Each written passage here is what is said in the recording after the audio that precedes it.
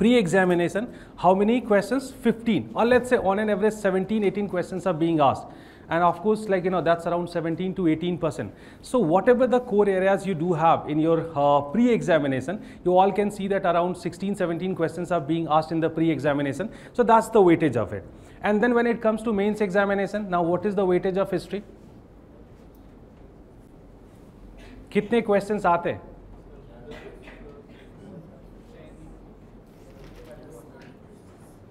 अच्छा, आप में से कितने लोगों ने पिछले साल के पेपर्स देखे हैं? How many of you have seen the syllabus in the previous year question papers? Honestly बताइएगा, ठीक है? यहाँ पे यूपीएससी का इंटरव्यू तो चल नहीं रहा है कि यहीं से करियर डिसाइड हो जाएगा. Only syllabus, not the question papers. May I know why? If you have been thinking for UPSC very seriously, why you haven't seen the question papers yet?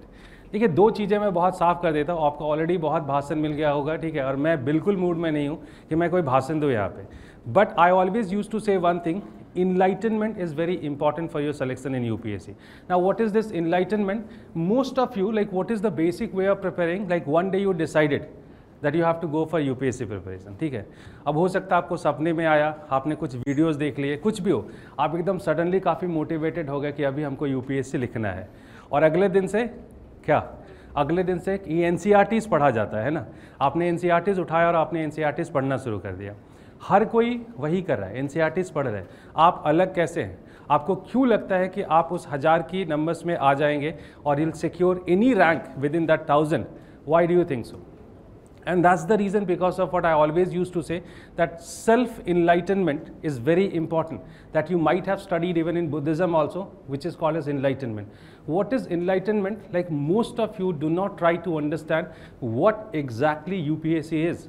And I'm telling you that until and unless you really try to understand what exactly UPSC is, it's going to be very tough for you to get selected or to get through. And that's the reason, because of what some of the early things that you are supposed to do, like it's like seeing the question papers. At least the question paper of last 10 years you have to see. पिछले 10 सालों के pre और mains के question उठाइए, बहुत अच्छे से analyse करिए, और इसके साथ ही just try to figure it out that what kind of correlation is there between the syllabus and your question paper. And in fact, when it comes to history, it is more applicable, and that's the reason, because of what I'm telling you. This is something that you need to do, and like since you have been beginning your preparation, and that's the reason, because of what it's mandatory, it's necessary, और आप सबको ये करना है. अगर आप लोगों ने नहीं देखा है पेपर तो जाके जरूर देखिए पेपर, ठीक है. और अभी आप शुरुआत कर रहे हैं, like it's not too late, I must say, but I think this is something that must be done. So that's the reason, because of what I'll say you to definitely go for this particular practice. Now coming back to the point, like as I asked this question, that what is the significance of the weightage of history in mains examination? Out of 20 questions, how many questions are there? Around 6, 7 or 8 questions, roughly, like roughly the questions of 80 to 90 marks are being asked in mains examination. That's how we can decide the weightage. Okay, ठीक है, हमने weightage पे बात कर ली, but now when it comes to the syllabus, ठीक है, which one out of all the syllabus, like you talk about paper 1, paper 2, paper 3, 4 as well, like आपको कौन सा पार्ट सबसे वास्ट लगता है? हिस्ट्री वास्ट लगता है, लेंदी लगता है, ठीक है, और अच्छा इनको पॉलिटी लगता है, ठीक है, कोई नहीं, अलग अलग हो सकता है, बट मुझे लगता है कि ज़्यादातर लोगों को हिस्ट्री वास्ट लगता है, ठीक है, या बहुत कॉम्प्लिकेटेड लगता है. मैं कोशिश करूंगा honestly to simplify it, that's it, like this is the objective of this particular session, how to do it, like this is what I will definitely try to do in this particular session. Now the question is that why is this particular paper seems to be very vast? Like there are certain pre-assumptions, and in fact I must say that because of these pre-assumptions, what happens normally, you find that this is the most complicated part, and I'm not denying it, undoubtedly it's complicated, and in fact UPSC has made it more and more complicated also in recent years. मैं जब भी seminar लेता हूँ एक कहानी मैं ज़रूर सुनाता हूँ. 2012 की बात है, सिलेबस रिवाइज हुआ था UPSC का, आपको पता है? आप लोग शायद तब तैयारी नहीं शुरू किया होगा, आप लोगों ने, आपको नहीं पता होगा. 2012 में सिलेबस रिवाइज हुआ था. जब मैं 2012 में एक बैच को पढ़ा रहा था तो उसमें से नंबर्स जो है ड्रास्टिकली कम हो गए, क्योंकि उस समय ये तो पता था कि सिलेबस रिवाइज होने वाला है. तो मुझे एक दिन कुछ बच्चे मिले, मैंने पूछा कि आप लोग हिस्ट्री क्लासेस में क्यों नहीं आते, तो उन्होंने कहा कि सर अभी क्या है, यूपीएससी बहुत प्रैग्मेटिक अप्रोच ले रहा है, ठीक है, अब हिस्ट्री सिलेबस से हटा दिया जाएगा, ठीक है, ये उन्होंने कहा. अब मैं यूपीएससी का सिलेबस बना तो नहीं रहा था, तो मुझे भी नहीं पता था. मैंने सोचा let us wait and watch. And then finally the new syllabus was issued, and in fact instead of reducing the syllabus of history, it was broadened, it was expanded, such as, I hope you can if you'll see the questions before 2012, there are a couple of things which could not be noticed like now, which are very much part of the syllabus. The first thing, I hope you must have realized one thing, the history of ancient and medieval India had become very important in last few years. Yes or no? आपने paper ही नहीं देखा, आपने paper ही नहीं देखा. चलिए मैं दिखाऊंगा paper आपको आज, ठीक है. वर्ल्ड हिस्ट्री पार्ट नहीं हुआ करते थे सिलेबस का, उन लोगों ने वर्ल्ड हिस्ट्री भी जोड़ दिया, और इनफैक्ट मॉडर्न इंडिया को भी उन लोगों ने बहुत नए तरीके से डिफाइन किया. These are couple of changes which were introduced. The point is that, in fact, this particular subject does have some significance because of what they have included all these things in the syllabus, and I'll just try to prove that how come the syllabus had been given, or I'll try to discuss that in what way the syllabus has been given, and what are the inherent meanings of that, right? So one by one we'll be discussing of all these aspects. So primarily I have divided the syllabus into couple of parts that includes ancient India, medieval India, modern India and then world history. ये चार areas है जिसके बारे में हम बात करेंगे. Post independence मैंने मॉडर्न इंडिया में काउंट किया है, और एक एक करके हम उसको देखेंगे, ठीक है. Let's see.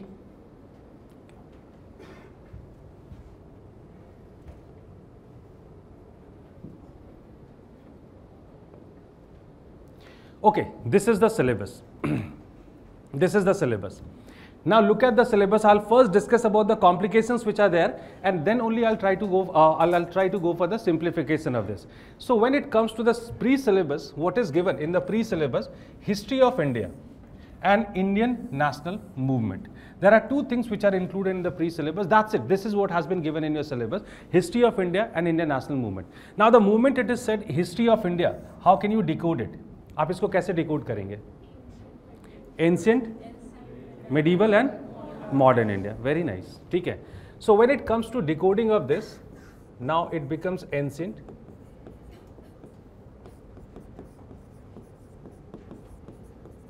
medieval and modern, right? And then Indian national movement has been written separately here. Now why is it written separately? I'll discuss that later also. ठीक है. This is the syllabus of pre-examination. When it comes to the mains examination, the syllabus for the mains, now it is divided into many dimensions. ठीक है. So the first point is Indian culture, and that further it is written Indian culture will cover the salient aspects of art forms, literature and architecture. Now you just look at this, like they have written the salient aspect of art forms.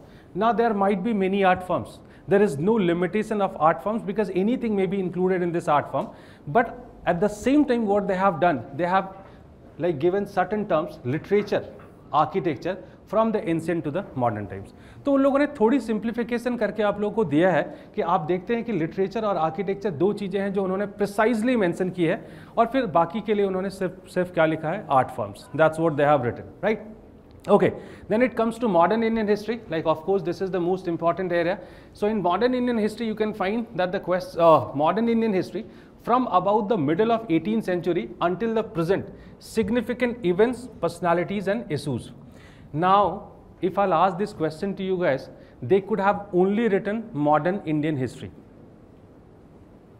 वो लिख सकते थे ना सिर्फ modern Indian history. आप में से कोई बता सकता है कि ये बाकी का चीज उन्होंने क्यों लिखा है?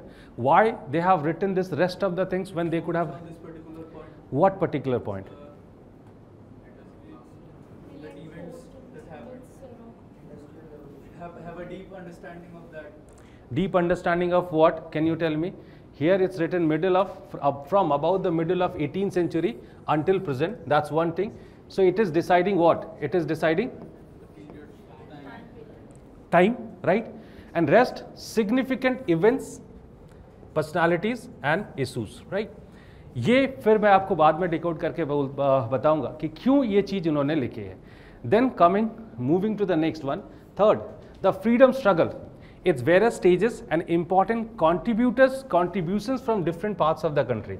Now the freedom struggle, okay, I can get this point that freedom struggle is always taken as a like very core part of Indian history or very significant part of Indian history, and that's the reason because of what they have given it separately, accepted. But then here also they have been writing something by writing only this, the way in the pre they have written only Indian national movement और खत्म कर दिया है, वो यहाँ पे भी the freedom struggle लिख के they could have finished it, but they are adding something. It's various stages and important contributors and contributions from different parts of the country.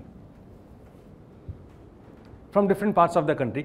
So they have very precisely mentioned it. I'll tell you that what is the reason behind that.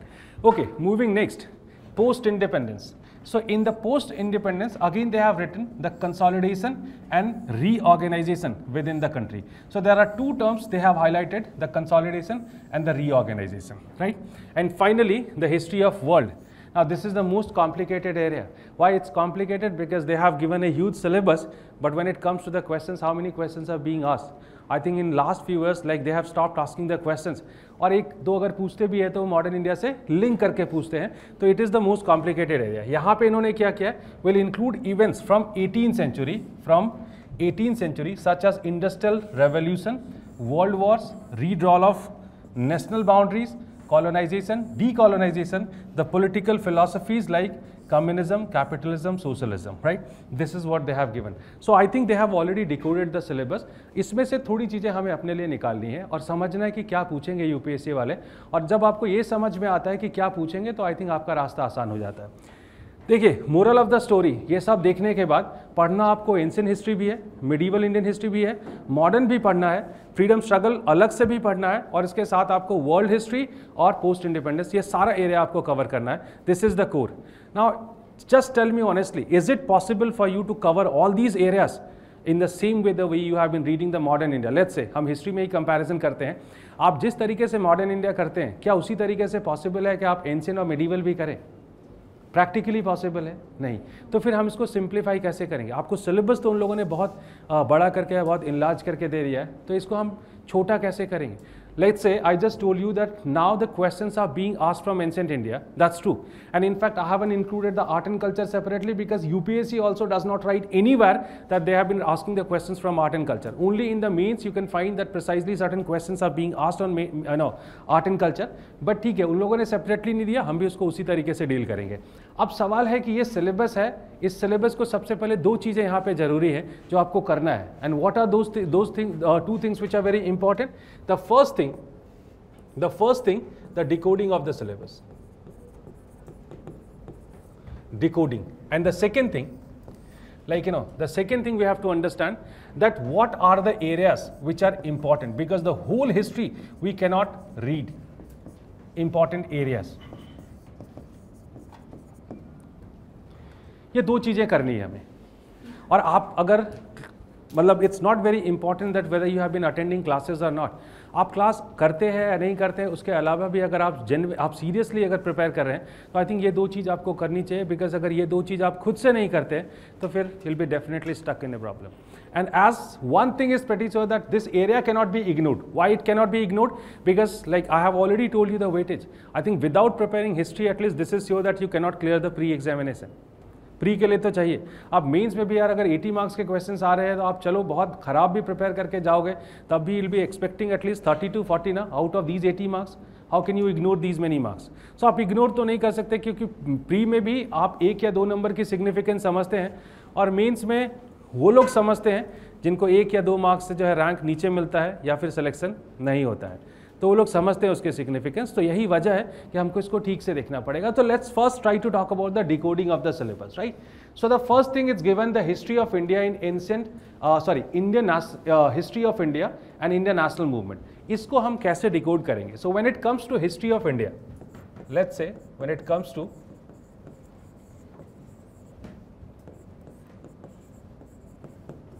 history of India. Now there are 3 parts in this.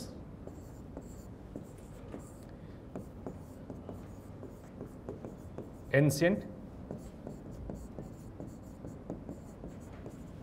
medieval, modern. ये तो सबको पता है कि history is divided into 3 parts, ancient, medieval, modern. क्यों divided है 3 parts में?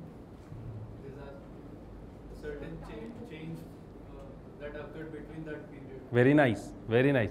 आप बता सकते हैं क्या चेंजेस है यहाँ से यहाँ तक और यहाँ से यहाँ तक? सर जैसे डेफिनेटली सर, जैसे मिडिवल इंडिया के टाइम में जो 1947 का जो वॉर हुआ था, 1947? 1956 सर 1857 ओके। जो वॉर हुआ था, उसके बाद सर लोगों में एक नेशनलिज्म की भावना आई थी जो कि पूरा चेंज हो गया था।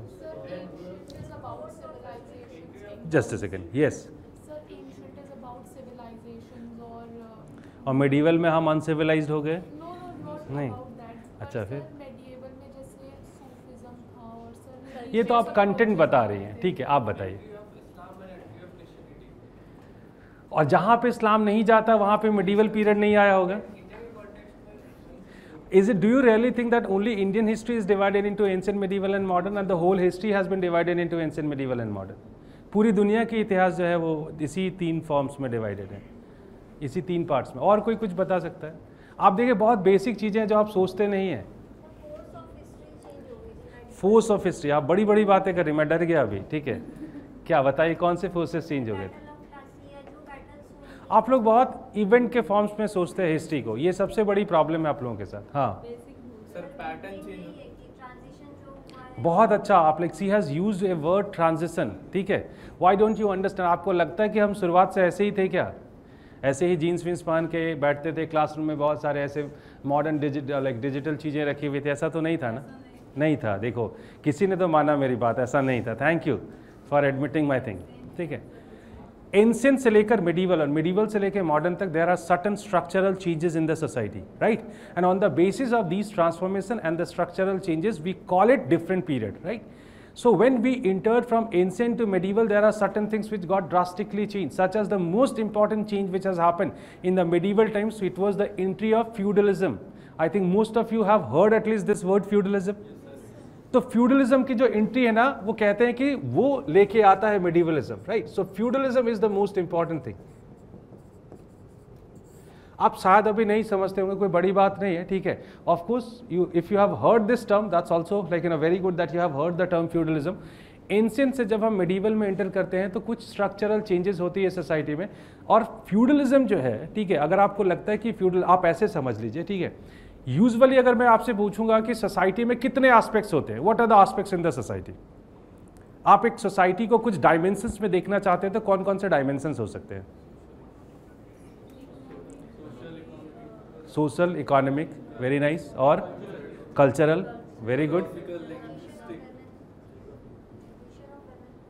Position of women. सोसाइटी के अंदर नहीं आएगा, वो आएगा, ठीक है। और तुम लोग बहुत कॉम्प्लिकेट करते हो। अगर हम सोसाइटी को सिंपली देखना है तो हर सोसाइटी का एक पॉलिटिकल डायमेंशन होता है, यस और no? In every society there is a political dimension, और हर वो सोसाइटी का पॉलिटिकल डायमेंशन होता है। और अक्सर मैं पढ़ाते हुए एग्जाम्पल देता हूँ कि इवन जो ट्राइबल सोसाइटीज़ होते हैं उनका भी एक पॉलिटिकल डायमेंशन होता है, यस और नो? ट्राइबल सोसाइटी में भी आपको एक चीफ मिलेगा, एक सरदार होता है, वो कैसा है? उनका पॉलिटिकल डायमेंशन है, जिसको हम कई बार अपने हिस्टोरिकल टर्म्स में अलग अलग तरीके से बताते हैं, जिसमें हम कहते हैं कि this is the tribal society, this is the chiefdom society and then state society, these are the various terms. So in every society there is a political structure, and this is the reason because of what I have been highlighting here on on this dimension, because that does not remain same throughout the history. अगर आपको लगता है कि इस पूरे history में throughout the across the ages like there was same sort of political pattern which have ever like which has always prevailed, then this is wrong. Of course we have started from a very tribal kind of society, and then we entered into a chiefdom society, then from there to kingdoms, from kingdoms to monarchy, monarchy to like democracy. So when you see the transition in this particular part, so this is one sort of transition that we can really talk about. So that's called as the political dimension. Then it comes to what? Very nice. आपको भी पता है कि इसकी significance कितनी है. अच्छा, मैंने पॉलिटिकल डायमेंशन को सबसे ऊपर क्यों रखा? क्योंकि हमारी हिस्ट्री में एक बहुत बड़ी प्रॉब्लम है यार, like though it is not considered, like historians themselves are accepting that ideally speaking we should focus more on society, but it's so unfortunate that instead of doing so or doing that we have been focusing more on political history. That's the limitation of history, but this is something which is always going to remain, and there are few reasons, because sources are always allowing us to read more about the political history. Then it comes to economic history. I think then again it's a very simple question. Again, it's a very simple question. If I'll ask this question to you, do you really think that our economic patterns remain like same throughout these periods? नहीं, वो बदली है ना. तो वो बदली है तो कुछ ना कुछ ट्रांसफॉर्मेशंस, बदलाव जो है वो हमें बहुत फ्रिक्वेंटली दिखते होंगे. तो यहाँ पे भी हमें दिखता है. अगर मैं आपसे कहूँ एक ऐसा पीरियड था जिसको आप प्री हिस्ट्री कहते हैं, और प्री हिस्ट्री में हमारी इकोनॉमी कैसे थी? हम सवेरे सवेरे जो है कुछ तीर धनुष या फिर कुछ स्टोन टूल्स लेके निकल जाते होंगे या वेपन्स लेके निकल जाते होंगे. So from that point to the economy which you are having right now, actually there is a kind of gradual journey, and this is called as like, and this was gradually changing, and that's called as kind of, a change in the economy. Then the another dimension which is very important, and that is society. सबसे important changes जो है कहाँ होते हैं? Society में होते हैं. और एक बात अगर मैं आपसे पूछूं कि आपको क्या लगता है changes जो हैं वो सबसे तेज इसमें से कहाँ होगा? Like in which particular dimension you can find changes in a very rapid manner?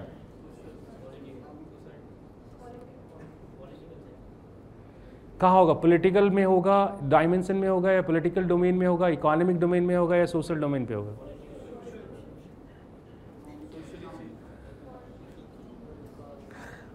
आपको भी लगता है कि पिछले 70 सालों में कुछ नहीं बदला है, या बदला है? बदला है ना. आप ऐसे देख सकते हैं कि बदल रहा है धीरे धीरे करके. जो चेंजेस सोसाइटी में होते हैं वो बड़े स्लो होते हैं यार, ठीक है. वो इतनी जल्दी नहीं समझ में आता कि सोसाइटी बदल रही है. अगर आप ऐसे देखेंगे तो पिछले 70 सालों में आपको लगेगा कि आप जहाँ खड़े थे वहीं अभी खड़े हैं, लेकिन अगर आप दो एजेस या दो पॉइंट्स को पकड़ के कंपेयर करेंगे तो आपको फर्क दिखेगा, ठीक है. नॉर्मली चेंजेस सबसे रैपिड कहाँ होते हैं? पॉलिटिकल डायमेंशन में. एक किंगडम चली गई, दूसरी किंगडम आ गई, एक डायनेस्टी गई, दूसरी डायनेस्टी आ गई, चेंज हो गया, ठीक है. या एक पॉलिटिकल स्ट्रक्चर चेंज हो गया, दूसरा पॉलिटिकल स्ट्रक्चर आ गया, it's a kind of change. So basically this is like where you find the changes in a very faster manner. Then economy slightly less than polity, but yes, changes are still faster here as well. In society normally the changes are very slow, I'm telling you, it's very slow. And then finally we can talk about another dimension. Again it's very important dimension, and that's the cultural dimension of the society, ठीक है. Now society और culture में थोड़ा overlapping भी है, ऐसा नहीं कि सब कुछ एक दूसरे से अलग है, पर हम for our own convenience we have been just making it as a different dimension, that's called as cultural dimension. रफली स्पीकिंग है ना, एक बहुत इंपॉर्टेंट डायमेंशन जो पार्ट है इसी का, लेकिन हम उसको हिस्ट्री के कॉन्टेक्स्ट में एटलीस्ट नहीं भूल सकते हैं, and that is religious dimension. सारा मारा मारे इसी को लेके रिलीजियस डायमेंशन, और इसमें भी बहुत सारे चेंजेस है. अब मैं ये क्यों बता रहा हूँ? क्योंकि जब इसमें चेंज होता है यहाँ पे, ठीक है, if you have been finding the changes happening here, in that case we always used to say कि it's like on the basis of this only, it's actually called as a new period. So when you see the polity, economy, society and culture is drastically they do change drastically here, then we started calling it feudalism. And what, like when it comes to feudalism, I must tell you that feudalism was a different form of polity. Like different form of polity क्यों है? आप देखेंगे कि पहले जो kingdoms होते थे या रूलर्स होते थे वो कैसे उनके पास कोई ऐसा डिसेंट्रलाइज सिस्टम नहीं था, ब्यूरोक्रेसी के हेल्प से रूल करते थे. अभी फ्यूडलिज्म क्या दिखाता है? It's showing actually kind of decentralised form of government, and this is the reason because of what we say that it is a change period. So here like you find decentralization. Economy is also very much regulated by feudalism. अभी हम इतना नहीं जाएंगे इसमें, but feudalism एक बहुत अलग तरीके की इकोनॉमी को दिखाता है, और यही रीजन है जिसकी वजह से हम कहते हैं कि it is bringing a kind of new form of economy that's also called by Marx as what? The feudal mode of production. जिन लोगों ने थोड़ा बहुत पढ़ा होगा, आई थिंक उन लोगों ने ये सुना होगा कि मार्क्स ने कहा था कि एक फ्यूडल मोड ऑफ प्रोडक्शन आता है. This is this feudal mode of production. बाद में हम जब करेंगे मेडिवल तब समझेंगे. Now society is also very much changed, ठीक है. नाउ सोसाइटी, ये चेंज समझने के लिए थोड़ी सी जद्दोजहद करनी पड़ेगी, लेकिन ये चेंज आपको समझ में आएगा. सबसे जो इंपॉर्टेंट चेंज है सोसाइटी में, that is like very much true with respect to religion also, and that's how I have been linking these three, and I will be telling you something. There are certain phases in human history where the religion was very dominant in society. Yes or no? Yes. अभी कैसा है? अभी dominant है? Moderate है. चलो कुछ तो बदलाव आया है, ठीक है. अच्छा, आपको पता है मैं आपको एक कहानी सुनाता हूँ, कहानी से आपको पता चल जाएगा कि रिलीजन का रोल कैसा है। मैं इंडिया की कहानी नहीं सुना रहा हूँ, मैं आपको यूरोप की कहानी सुना रहा हूँ, ठीक है। इन यूरोप में बहुत फ्रिक्वेंटली ये होता था, आपने मान लीजिए कोई सिन या कोई पाप कर दिया, ठीक है, और पाप करने के बाद आपका मन नहीं कि मैं जुडिशियल सिस्टम में जाऊँ, वो सब में भरोसा नहीं है आपका, आप सीधा कहाँ पहुँचते हैं? चर्च। फादर को बुलाते हैं कन्फेसर रूम में, फादर को, वो अमिताभ बच्चन की फिल्मों में बहुत देखा होगा आपने, ठीक है। फादर को बुलाते हैं और फादर को कहते हैं कि मुझसे ये पाप हो गया, अमिताभ बच्चन के स्टाइल में, ठीक है। और फिर क्या कहते हैं? मुझे मुक्ति चाहिए इससे। फादर इवैल्यूएट करता है कि आपके पाप का जो डिग्री है वो कितना है, और उस हिसाब से एक लेटर बनाते हैं गॉड के नाम पे, और उसमें एक अमाउंट लिखा होता है। तो अगर आपने एक आदमी का मर्डर किया है तो $50, 2 आदमी का किया है तो $100, सॉरी पाउंड्स में होगा, ठीक है। आपको लगता है कि ये सिस्टम सही है? नहीं ना। फिर इतना डोमिनेंस क्यों था? एक ऐसा पीरियड है, मैं बहुत सारी कहानियां सुना सकता हूं आपको, बट ठीक है, हम कभी बाद में करेंगे। जो मिडीवल यूरोप है, either you talk about medieval Europe or else you talk about medieval India, religion was very dominant on the society, right? And in which particular period you find the religion is very dominant in the society?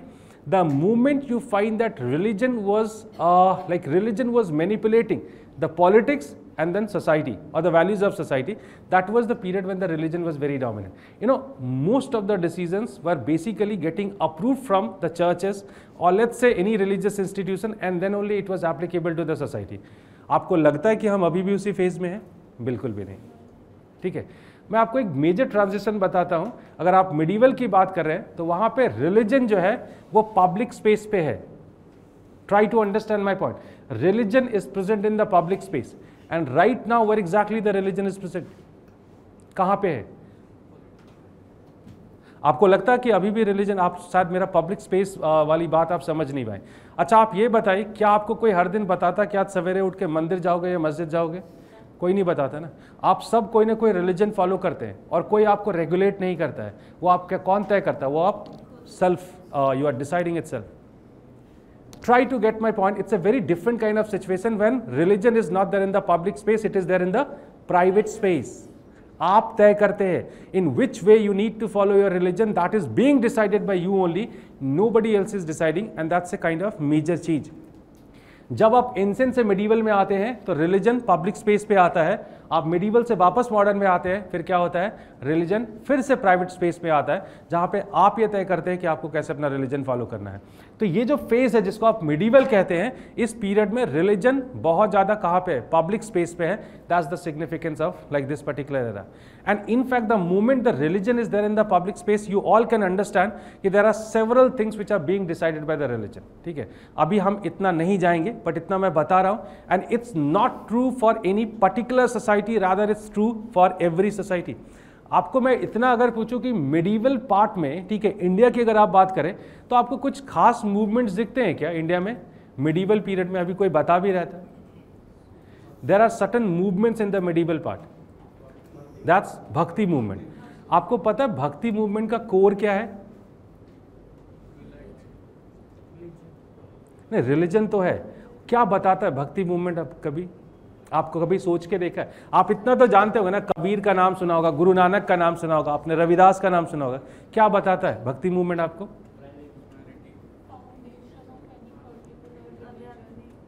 आप लोग बहुत, देखिए आप लोग बहुत philosopher type लग रहे हैं मुझे, ठीक है, मैं इतना तो नहीं जानता हूं, मैं थोड़ी सी बात जानता हूं भक्ति मूवमेंट के बारे में। भक्ति मूवमेंट ये बताता है आपको कि आप बाकी चीज़ों में, मतलब मटेरियल चीज़ों में कम फोकस करें और कहाँ पे फोकस करें? भगवान के ऊपर ज़्यादा फोकस करें।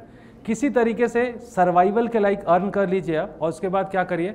हरे रामा हरे कृष्णा या whatever the form that you have been following. ठीक है, so it's basically diverting you from the material world to the spiritual world, right? That's what the core of bhakti movement. और भक्ति मूवमेंट आपसे यही तो कहता है कि आप दिन रात जितनी सेवा हो सकते हैं भगवान की वो करिए, ठीक है, भजन करिए, आरती करिए, कीर्तन करिए, भगवान के लिए फूल चुनिए, ठीक है, बहुत सारे फॉर्म्स हो सकते हैं। तो ये आपको ना मटेरियल वर्ल्ड से डाइवर्ट करके भक्ति मूवमेंट लेके आता है स्पिरिचुअल वर्ल्ड में, and that's the significance of Indian medieval in Indian context, right?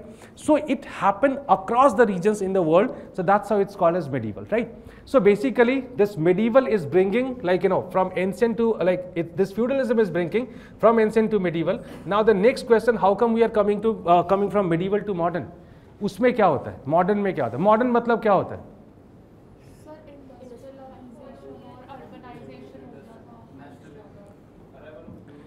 ये कह रही है इंडस्ट्रियलाइजेशन हो गया था और अर्बनाइजेशन हो गया। एंशिएंट टाइम्स में अर्बनाइजेशन नहीं था क्या? हड़प्पन सिविलाइजेशन क्या थी? अर्बन था ना, तो वो गलत है।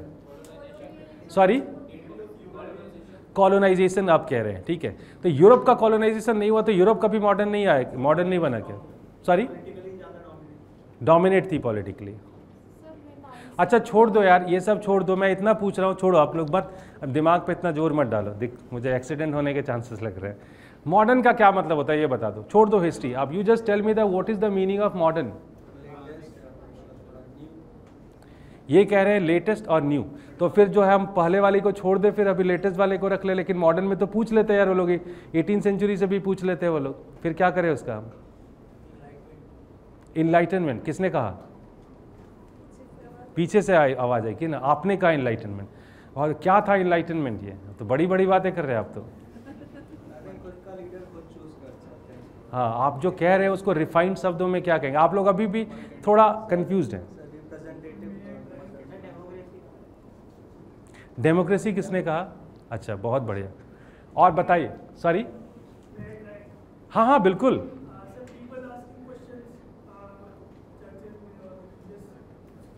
बहुत बढ़िया। इसको थोड़ा छोटा कर सकते हैं आप मेरे लिए क्या? हाँ, रेनेसेंस एक मूवमेंट है, इट्स ए इंटेलेक्चुअल मूवमेंट, ठीक है। आप लोग थोड़ा सा, आप लोग बड़े, मैंने कहा ना आप लोग बहुत वेल एजुकेटेड और वेल इन्फॉर्म लग रहे हैं। मैं सिंपल पूछा मॉडर्निटी का मतलब बता दीजिए मुझे। वेरी नाइस, एक ही टर्म है जो मॉडर्निटी बता रहा है आपको, रैशनल थिंकिंग। आप एक बात बताइए, अगर महिलाएं जो है if they are practising sati, can you justify it? आप बताइए ना, आप कोई भी लॉजिक देके जस्टिफाई कर सकते हैं क्या इसको? या आप ये बताइए कि लड़कों को स्कूल भेज रहे, लड़कियों को नहीं भेज रहे, जस्टिफिकेशन देके दिखाइए आप मुझे इसका। है कोई जस्टिफिकेशन? नहीं है। Can you believe that it may be rational? No. The moment the society becomes rational, that's called as modernity, that's it. अब ये रैशनलिज्म या रैशनलिटी सोसाइटी के अलग अलग डोमेन पे आ सकता है। What is this political rationality? Democracy या फिर rule of law, that's it, ठीक है। सो बेसिकली क्या होता है, मॉडर्निटी मतलब होता है रैशनल थिंकिंग, दैट्स इट। अब आप रैशनल थिंकिंग के अंदर कुछ भी ले सकते हैं, any sort of thinking which is rational, that could be called as modern. So basically what happens the moment you talk about the entry from medieval to modern, right, what happens the society becomes rational. अभी मैंने आपको कहानी सुनाई कि अमिताभ बच्चन ने एक murder करके जो चर्च में गया और उसने जो है माफी मांगी, उसको एक मिल गया। आपको ये रैशनल लगता है क्या? नहीं लगता है ना, वही मैं कह रहा हूँ, ठीक है। सोसाइटी जब रैशनल बनती है तो उसको हम मॉडर्न सोसाइटी कहते हैं। This is the definition of modern period. अब सवाल यह है कि ये मॉडर्निटी कब, कहाँ, कैसे आई, ये सब्जेक्टिव है। यूरोपियन कॉन्टेक्स्ट में मॉडर्निटी बहुत पहले आ गई थी, ठीक है। और जो आप लोग बता रहे थे बड़ी बड़ी बातें आप कर रहे थे, रेनेसा, ठीक है, then enlightenment, then reformation. From 14th century to 17th century, you can find certain movements happening in Europe that changed Europe or that brought out Europe from medieval and it was taken to modern period. जो आपने किसी ने बहुत अच्छी अच्छी बातें कही आप लोगों ने कि आप सवाल पूछ सकते हैं, ठीक है, बहुत बड़ी बात है। पहले आपको सवाल पूछने की इजाज़त नहीं थी, ठीक है। बहुत सारे लोगों ने जान गंवा दी, सवाल पूछा या कुछ ऐसा कह दिया कि अरे यार पृथ्वी जो है, अर्थ जो है वो रिवॉल्व करती है सूरज के चारों तरफ, ठीक है, around the sun, like sun is not revolving around the earth. तो जला दिया ब्रूनो को लोगों ने, बोला कि इतनी हिमाकत, तुम जिसमें हम रहते हैं उसको ये कह रहे कि ये सूरज के चक्कर लगाती है, अर्थ तो सेंटर है यार, ठीक है, लोगों ने जला दिया। तो आप सवाल नहीं पूछ सकते थे। ये जो है सिग्निफिकेंस है किसका, ये भी एक सिग्निफिकेंस है मेडिवल दौर का। और देखो यार बहुत सिंपल सी बात है, मैं एक छोटी सी बात कहूँगा, पर्सनली मत लीजिएगा। जहाँ पे रिलीजन डोमिनेंट होगा, क्या वहाँ पे रैशनलिटी हो सकती है क्या? नहीं हो सकती। वेरी सिंपल इक्वेशन है। जहाँ रिलीजन बहुत डोमिनेंट हो जाएगा वहाँ पे रैशनलिटी नहीं होगी। जैसे एक दिन मैं क्लास में लेट आया और मैं पहले बोलता था कि मैं क्लास में लेट आता था और मैं बोलता था कि वो जो बजरंग वाली जो मूर्ति है ना इधर करोल बाग में, कि वो ना, हाँ वो निकल के बाहर आ गए थे बजरंग वाली। फिर मुझसे पूछे कि कहाँ जा रहे हो, तो मैंने बताया उनको कि जो है ऐसे बैच है अनअकैडमी में, वो लेने के लिए जा रहा हूँ। तो फिर वो बात करने लगे कि किसका सिलेक्शन होगा किसका नहीं होगा, तो बच्चे मान लेते थे। आप मानेंगे मेरी बात को? नहीं। That's the difference between the medieval and the modern. जब मीरा कहती थी कि उनको कृष्ण दिखते हैं और कृष्ण के साथ उनकी शादी हुई, तो this was something which was accepted in the society. That's the difference between medievalism and modernity. So I hope you got my point. So modern मतलब जहाँ पे ये सारे चेंजेस हो जाते हैं। यूरोपियन कॉन्टेक्स्ट में ये बहुत पहले हो गया था, इंडियन कॉन्टेक्स्ट में ये थोड़ा लेट होता है, वो हम बाद में बात करेंगे। I think this part is very clear to you. Ancient, medieval, modern, ये 3 डायमेंशंस है जिस पे हमें फोकस करना है। लेकिन इनमें से सबसे इंपॉर्टेंट आपके लिए कौन सा है? मॉडर्न है। So this part becomes most significant. And how do you decide that it is the most significant area for you? Sorry, mains perspective. So ancient और मेडिवल से मेंस में क्वेश्चन नहीं आते क्या? भक्ति मूवमेंट से आता है क्वेश्चन। हाँ, ठीक है, इन्होंने बहुत सही बात कही, आता है क्वेश्चन लेकिन 1-2 ही आता है, ठीक है। So it's about that number again, once again. आप मॉडर्न से आपके क्वेश्चंस क्या होते हैं? ज़्यादा आते हैं। आप मेंस में अगर आप 7-8 क्वेश्चन पूछ रहे हैं तो उसमें से 4 क्वेश्चंस कहाँ से आएगा? मॉडर्न से आएगा। बाकी एरिया से सबसे मिला के 3 क्वेश्चंस आते हैं, मैक्स टू मैक्स 4 क्वेश्चंस आ सकते हैं। अगर आप mostly, I think you can not predict UPSC, but still you can find that from this part most of the questions, like if let's say UPSC is asking 20 questions, roughly around 20 questions from history, in that case 8-9 questions you can find from modern India only, ठीक है। तो इसका weightage ज़्यादा है, क्यों? क्योंकि इससे सवाल ज़्यादा आते हैं, इस वजह से इसकी वेटेज ज़्यादा है। तो हम फोकस कहाँ करते हैं? मॉडर्न इंडिया में। आप एंशिएंट और मेडिवल में कभी कोई बुक नहीं पढ़ते, लेकिन आप इस पर पढ़ते हैं, ठीक है, मॉडर्न में पढ़ते हैं। रीज़न, इसके सिग्निफिकेंस ज़्यादा है, इसमें ज़्यादा एनालिटिकल क्वेश्चंस आते हैं, उसकी वजह से पढ़ते हैं, ठीक है। अब हम थोड़ा और अंदर चलेंगे, ठीक है। Now coming back to the point once again, ठीक है, let's come. I think this part is clear, ठीक है। And then it comes to Indian national movement. So of course you all know that we were colonized at one point of time. ये तो सबको पता होगा। किसने colonize किया था हमको? आप लोगों के लिए आसान है यार, एक ही लाइन में आप जवाब दे देते हैं। बहुत हिस्टोरियंस बहस कर रहे हैं कि हमको colonize किसने किया था। हमको वाकई ब्रिटेन ने colonize किया था या कुछ लोग जो ब्रिटेन के यहाँ पे थे उन लोगों ने colonize किया था। 2 टर्म्स है, एक colonization है या imperialism है, और दूसरा एक सब imperialism है। कई बार इंडियन कॉलोनाइजेशन को हम सब इंपीरियलिज्म भी कहते हैं। तो I think it's not that easy to like answer, but चलो ठीक है, अभी हम ले लेते हैं for the time being. Now it's about the Indian national movement. So basically you find the journey of being independent. So that is Indian national movement. And Indian national movement is also very significant because if you do not decode this particular part, it's going to be highly problematic for you to understand it. So these are 3 parts of Indian history that we have to cover. And now I'll be telling you about couple of things which are highlighted on your syllabus. So हम Indian culture वाले aspect पे बाद में आएंगे, पहले हम इनको देख लेते हैं, ठीक है। तो मॉडर्न इंडियन हिस्ट्री में इन्होंने क्या लिखा? Middle of the 18th century until the present. कोई बता सकता है कि इसका क्या meaning? Why middle of the 18th century? Decline of Aurangzeb. Aurangzeb 1707 में ही मर गया था। कब आए थे पावर में? और कुछ? ये मिडिल ऑफ 18th century कह रहा है। 18th century मतलब कितना हो गया? 1701 to 1800, that's called as 18th century, ठीक है। आप जो बता रहे हो वो मिडिल ऑफ 19th century हो गया। हम कॉलोनाइज हो गए, ठीक है, ओके। आइडियली स्पीकिंग हम नहीं हुए थे कॉलोनाइज उस टाइम तक। एडवेंट ऑफ, वो बहुत पहले पोर्तुगीज 1498 में आ गए थे भारत। बहुत बढ़िया। कौन से ट्रांजिशन बताइए? जी जी जी।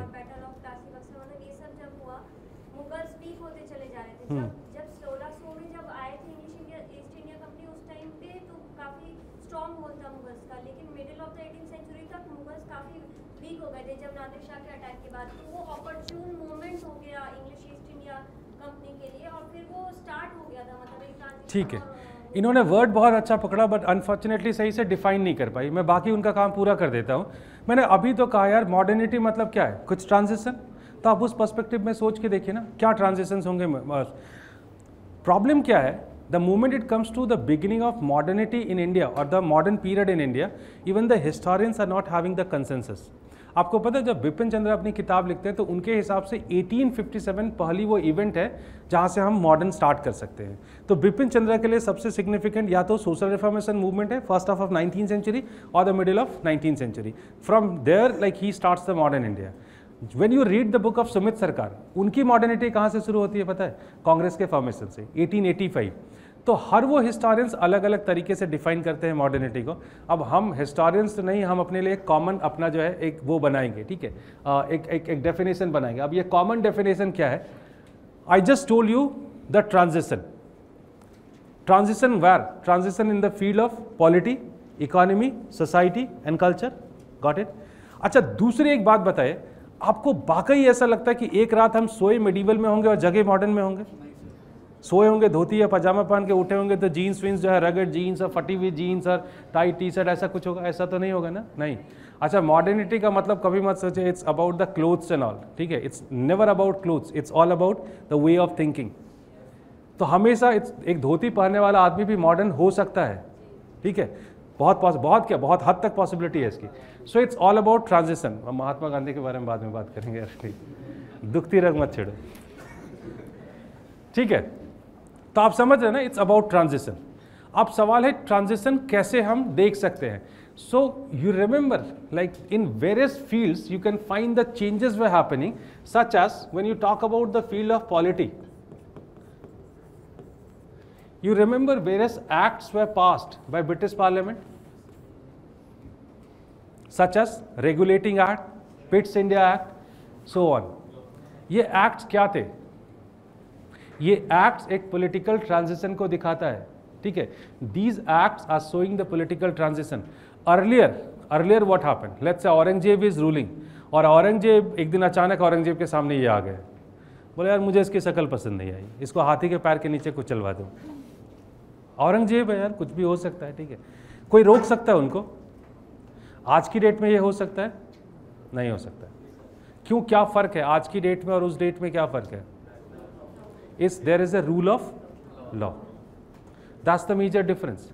जब मैं कह रहा हूं कि ये सारे एक्ट्स पास हो रहे हैं, तो what exactly this is like, what exactly is brought by them? The rule of law. अब ये सब्जेक्टिव है कि एक्चुअली इंप्लीमेंट हुआ या नहीं, to what degree like it got implemented, these might be subjective, but at least this was the beginning, ठीक है? So that's how we can say कि in polity you find the act or the various acts brought by the colonial government, like these are marking the beginning of rule of law in India. Parliament, the British Parliament is passing certain acts and India is being governed as per those acts. This is the beginning of a new kind of rule in India. That is one transition, right? In economy also the transition was there, ठीक है? ये समझने के लिए थोड़ी सी जो है वो चाहिए, अभी मैं इतना डिकोड नहीं करूँगा इसको। इकोनॉमी में दो तीन चीज़ें होती है। एक इकोनॉमी ऐसी होती है जहाँ पे स्टेट बिल्कुल रेगुलेट नहीं करता इकोनॉमी की। There is one sort of economy where the state does not intervene or does not manipulate regulate the economy at all, and the second where the state does take great interest in economy. In the ancient and medieval times, normally the like economic activities remain isolated from state. State इतना intervene नहीं करता था। State को सिर्फ एक चीज़ से मतलब था, आप टैक्स टाइम पे पे कर दीजिए। क्या ये मॉडर्न पीरियड में कंटिन्यू रहता है? नहीं। मॉडर्न पीरियड में अगर आप यूरोपियन कॉन्टेक्स्ट में देखेंगे तो for the first time the concept of nation state और नेशनलिज्म इज कमिंग। और नेशन स्टेट कैसा होता है? जहाँ पे जिस तरीके की फीलिंग्स अभी है ना, आपको कैसा देश चाहिए? पावरफुल देश चाहिए या फिर बहुत कमजोर देश चाहिए? हर किसी को पावरफुल देश चाहिए। Earlier this kind of feeling was not there. Like now we want a very powerful, and the moment I say powerful, the power could be defined in two terms, monetary terms में और दूसरा military terms में, ठीक है? और military terms में भी आप powerful तभी हो सकते हैं जब आप economically बहुत sound है। और यही रीज़न है कि पहली बार स्टेट जो है इकोनॉमी में इंटरवीन करना शुरू करती है, and that happens only in the modern period.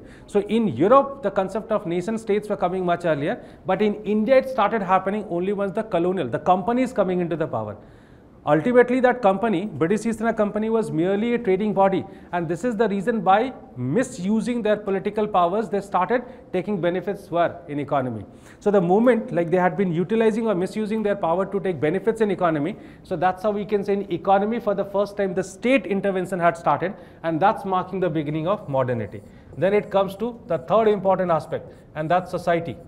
Now you guys tell me, at what particular point you can find that our society is also being transformed and there are clear evidences of this transformation?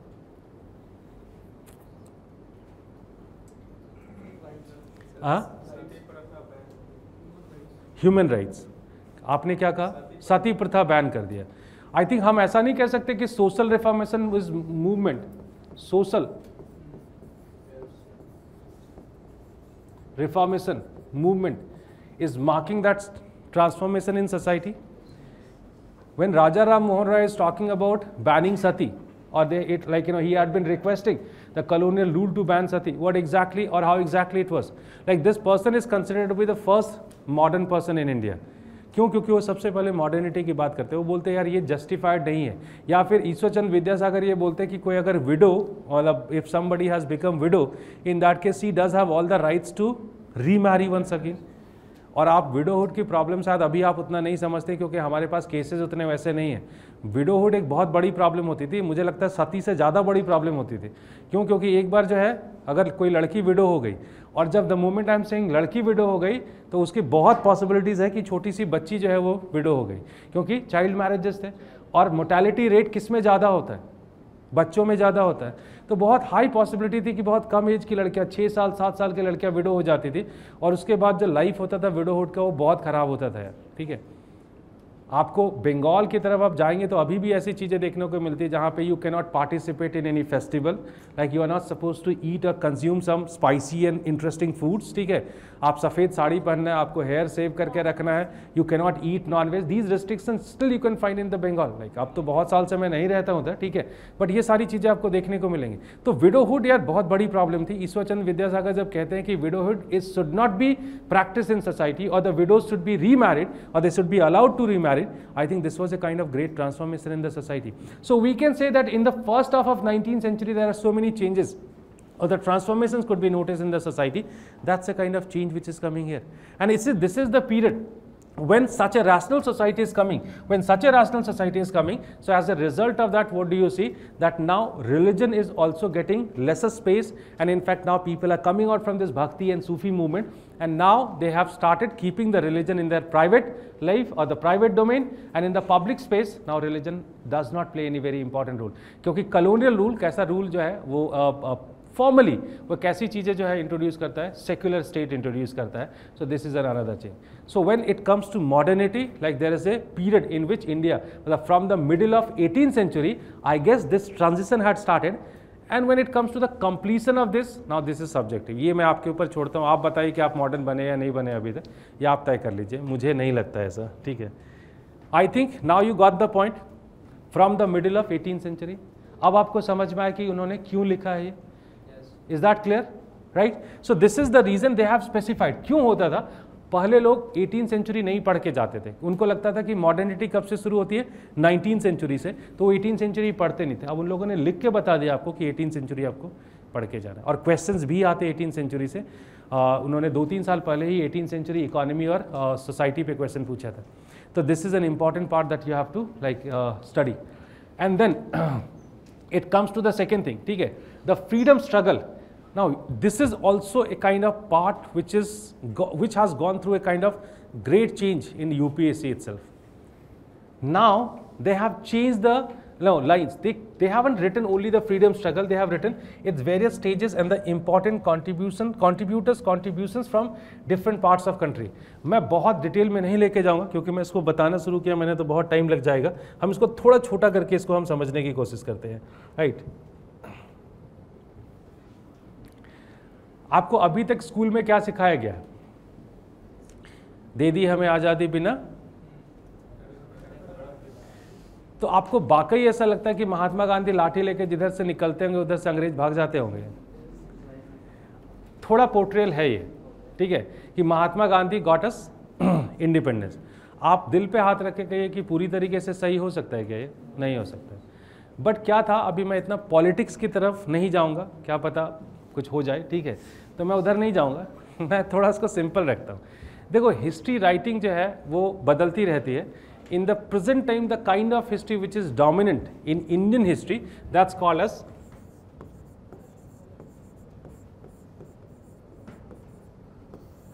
Subaltern history writing.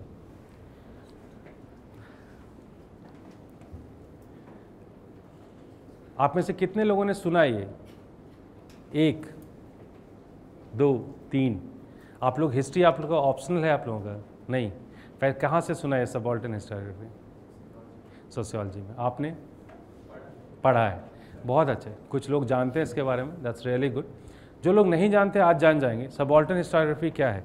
ये एक नई तरीके की history है जो 1990s के आसपास से शुरू हुई थी। 1987 प्रिसाइजली अगर मैं बोलूँ, रणजीत गुहा करके एक स्कॉलर थे जिन्होंने एक नई तरीके की हिस्ट्री राइटिंग शुरू की। Try to make you understand in a very layman terms. In that case I can just simply ask a question to you. Don't you think that our history has been written down in a very biased or with a very biased perspective? Why? Because you always read the history of a particular class. Isn't that true? You read about Chandragupta Maurya, Ashoka and so on. Right? You never read about Hariya or any such kind of person. Hariya मतलब symbolic है, प्रेमचंद के novel का hero मैं बता रहा हूँ, ठीक है? वो गांव से होता है, गरीब आदमी होता है।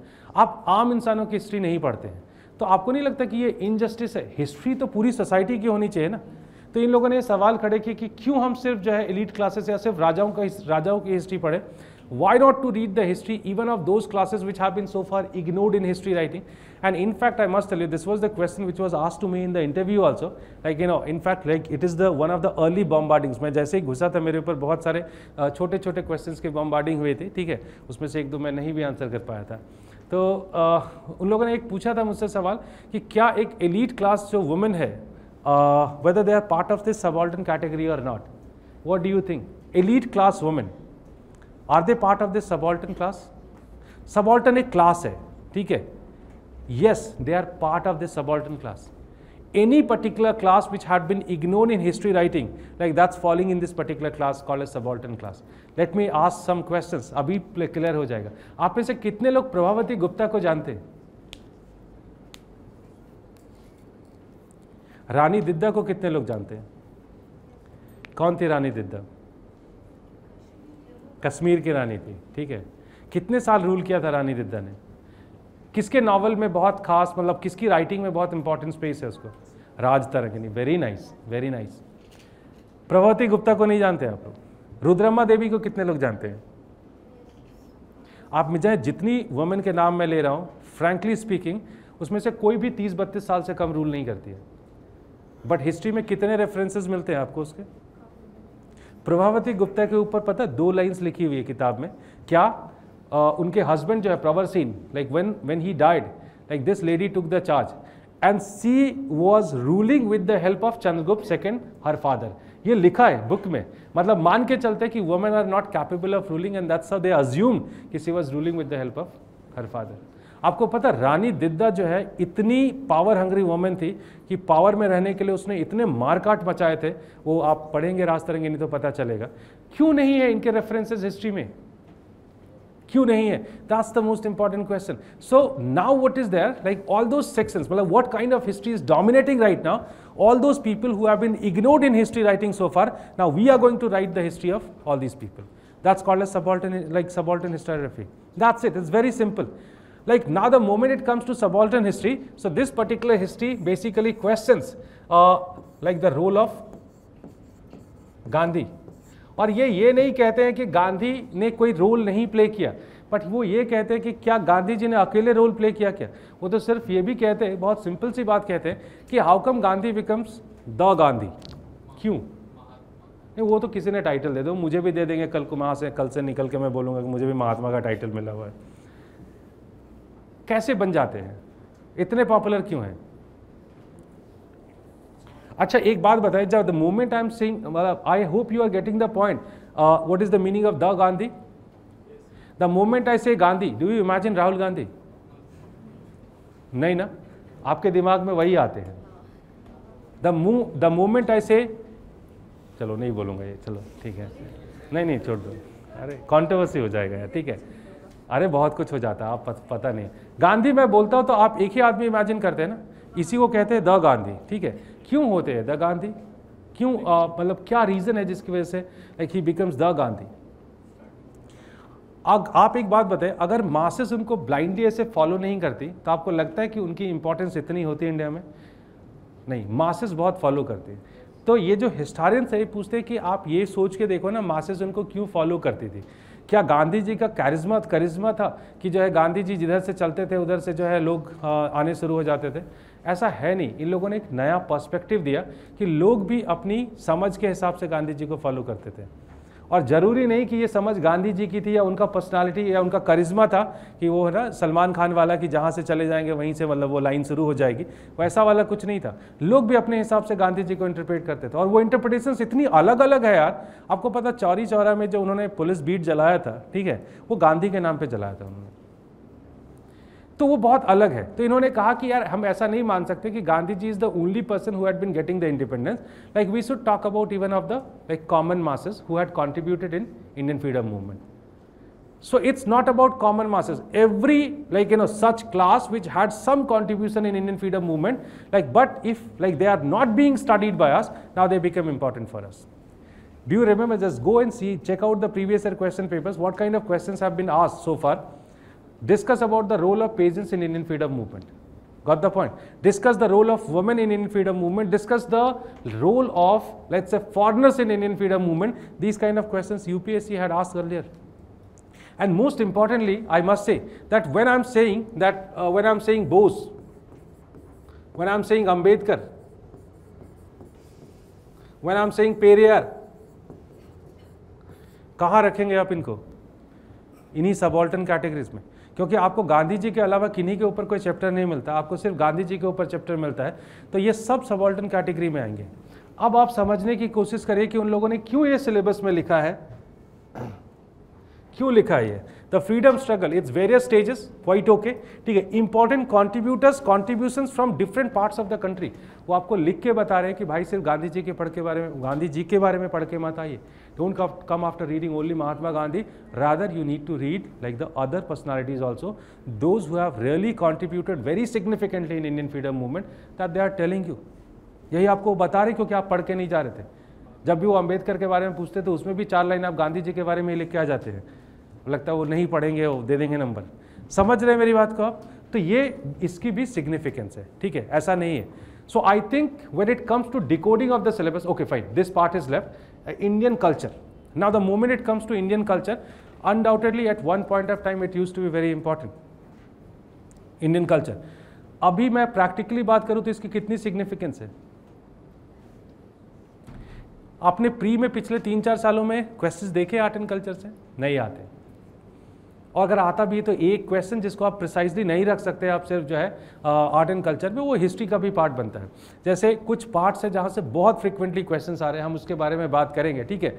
So basically when it comes to Indian culture, I guess only it has remained important in the mains examination. अब मेंस के लिए आप बहुत फैक्चुअल पढ़ के बहुत कुछ कर नहीं पाएंगे, ठीक है, और बहुत सारे टॉपिक्स पढ़ के बहुत कुछ नहीं कर पाएंगे. तो आपको यहाँ पे बहुत सेलेक्टिव होने की ज़रूरत है, और कुछ खास आर्ट फॉर्म्स में आपको डील करना है. आप लोगों के साथ प्रॉब्लम क्या है, कभी एक टाइम पे उन लोगों ने मार्शल आर्ट पे सवाल पूछा, हम आज भी बैठ के मार्शल आर्ट रट रहे हैं. कभी एक टाइम पे उन लोगों ने सवाल पूछा डांस पे, हम सारे डांस रट के जा रहे हैं, ठीक है. ऐसे नहीं होता है. अगर आप ऐसे करते रहोगे तो हिस्ट्री का सिलेबस कभी खत्म नहीं होगा. Here you need to go for a very smarter way, right, through which you can cover the syllabus in a very easily and precise manner, that you need to keep in mind. So the moment it comes to this, like here also we have to shortlist certain forms, okay, and like we just need to prepare them, because in pre I am gradually noticing that significance of art and culture has gone really down, and we don't need to prepare a lot for this particular part, rather we have to be very selective in this part. That's the only thing I'll say. And then finally it comes to 2 more parts, and that is post independence. Again, this is one part you should not focus a lot in this part. The reason, because it's very simple reason, that there is nothing as such that you do not study in post independence, okay? Because when you study economy, you study most of the economic changes from the time of independence itself. शायद आप उसके पहले शुरू करते हैं. When you study polity, like what is the first topic? The constitutional development. This is what you start with, right? तो वो सब आप पढ़ते हैं, तो इसमें बहुत फोकस करने की जरूरत नहीं है. Rather there are certain topics that you need to focus upon, and these topics such as the like reorganization of state is one topic, then the abolition of zamindari और the land reform, that's the another topic. आप ऐसे ही कुछ ज़्यादा नहीं, 7, 8 या 10 topic आप shortlist कर लीजिए, आप सिर्फ उनको पढ़ लीजिए और उससे काम चलेगा, ठीक है. And then it comes to like this part, yeah, history of world. Again here, they have very precisely given certain terms, and I'm telling you two things. First, so far, whatever the questions have been asked, like they are from these terms only. Colonisation और decolonisation सबसे ज़्यादा target किया या Marxism target किया है उन लोगों ने, ठीक है। और दूसरा क्या है, उन लोगों के जितने क्वेश्चन पूछे हैं वो सारे क्वेश्चन जो है एनसीईआरटी से हैं। दो चीज़ें बस ध्यान में रखने की ज़रूरत है। मैं ये नहीं बोल रहा हूँ कि आप मत पढ़िए, मैं ये बोल रहा हूँ इसमें बहुत मेहनत मत करिए, ठीक है। आप इसको थोड़ा सा लाइटली ले सकते हैं। अब हम चलिए थोड़ा देखते हैं the questions that have been asked in past few years in order to make you understand about like what kind of question is being asked. So the first, like I'll be dealing with ancient Indian history, okay, and I'll be telling you I have just shortlisted couple of questions, and I'm telling you honestly that I have shortlisted those questions through which I can really show you that what are the areas of the topics from where the questions are being asked. Let's see that what are the questions, like they are being asked. Now they had one question they have asked on Harappan sites. And I hope you all understand that Harappa is really very important, or more, like this civilization is very important to us. Then it comes to next. It's from Bhakti movement, the Bijak and the philosophy of Pushti Mark. This is from Bhakti movement. Now this is also a very important topic. Okay, the next is about it's from Asoka. ठीक है, it's asked from Mauryan administration. It's already written. ठीक है, it's from Mauryan. बहुत slow है. Okay, this next question is from Gupta period, specifically the terminologies and important places. ये आजकल UPSC में बहुत इंपॉर्टेंट हो गया है, जहाँ पे वो टर्मिनोलॉजी बेस्ड क्वेश्चन पूछ रहे हैं. तो this is also one thing, like from where they have asked the questions. Moving next, right, this is Buddhism and Jainism, very important these days. I think every year in pre at least one, minimum one or maximum two questions are being asked like from this dimension. Okay, then again this bhakti period. Sorry.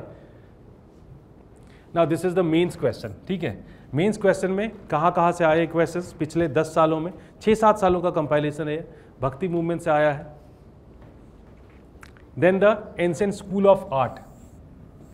Greco this Asian basically Gandhara art जो है इन लोगों ने पूछा है. Then sources. Now this is an another area which I find very important these days because so many questions are being asked directly from the sources what we never study while doing general studies. कभी नहीं पढ़ते हम ये part, क्योंकि हमको लगता है इसमें से नहीं आएगा. Then again numismatic, this is one art form. ये मेरे लिए भी सरप्राइजिंग था इन लोगों ने क्यों पूछा था ये. Okay, then Mesolithic rock art. So I think this part is always important for us. Mesolithic rock art.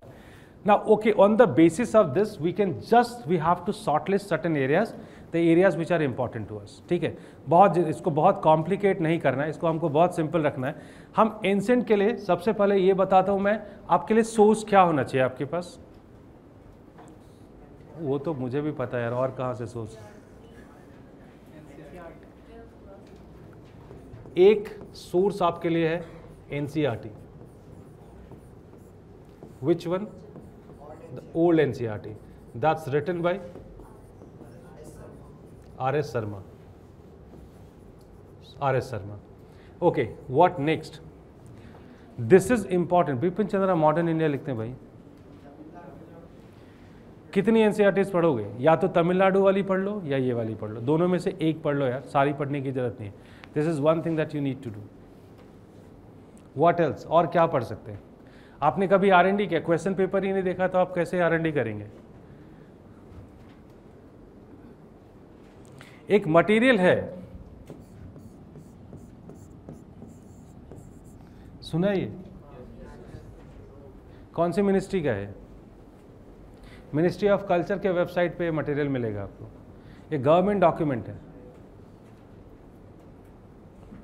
और इसमें से हर साल कम से कम 1 या 2 क्वेश्चंस इसमें से उठाते हैं वो लोग, एनआईएस की मटेरियल. ठीक है, नहीं हार्ड कॉपी नहीं है इसकी. हाँ बेचते हैं शायद, कंपाइल करके बेचते हैं बुक स्टॉल्स में. मैंने देखा हमारे टाइम पे तो बेचते थे. ठीक है, अभी के टाइम पे मैंने नहीं देखा, बट बेचते हैं शायद, if I am not wrong.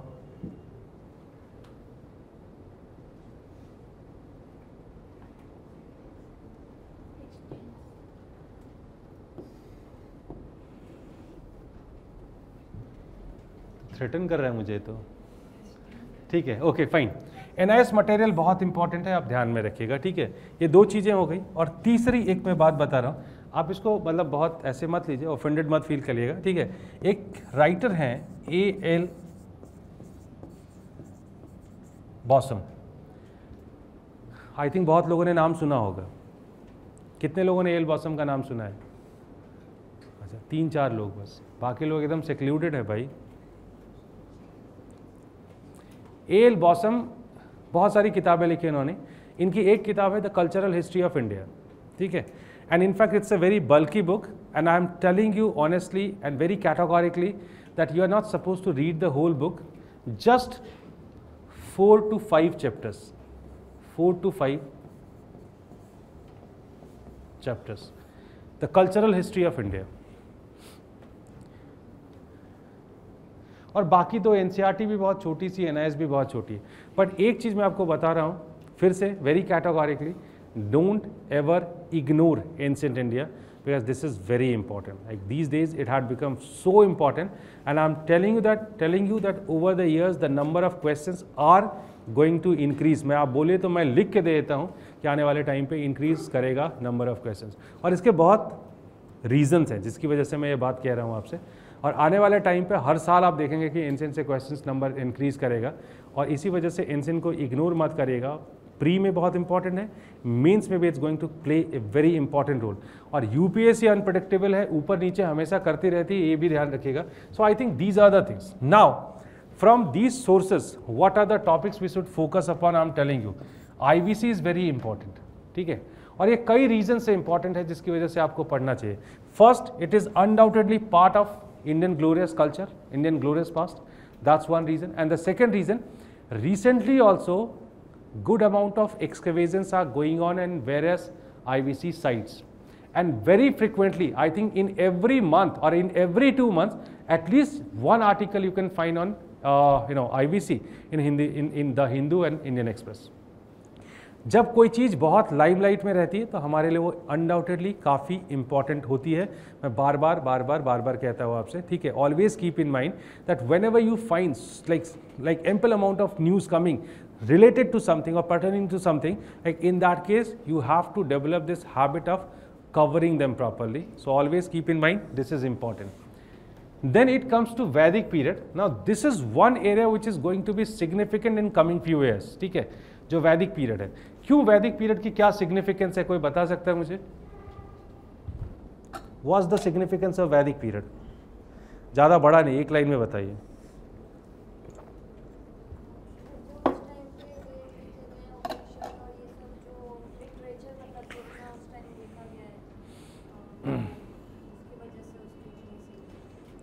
Okay, थोड़ा दूसरे तरीके से लेके मैं अगर इसको बोलूं,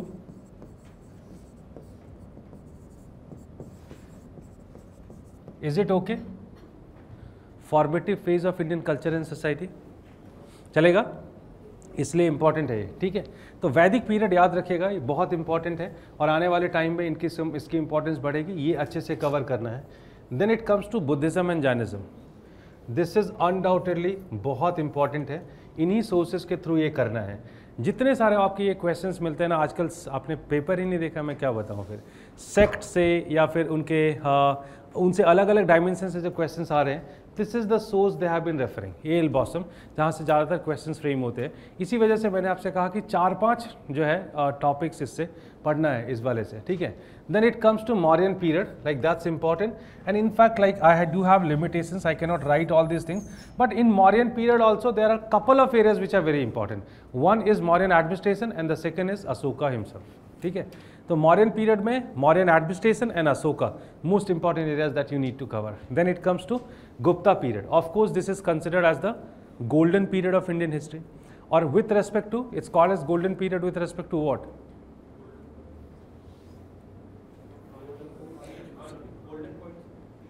किस पॉइंट ऑफ व्यू से, किस पर्सपेक्टिव से इसको हम कहते हैं?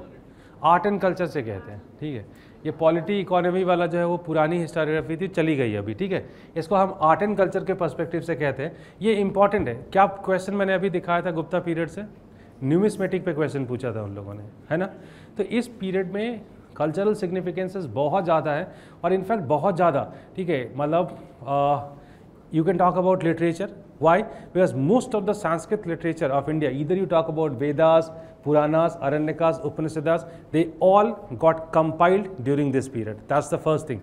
Like then when it comes to the secular literature, specifically the novels of Kalidas, then Bhas, then Sudrak, like ये सब जो है precisely किस period में लिखी गई है? गुप्ता period में लिखी गई है। ये literature के point of view से बहुत important है।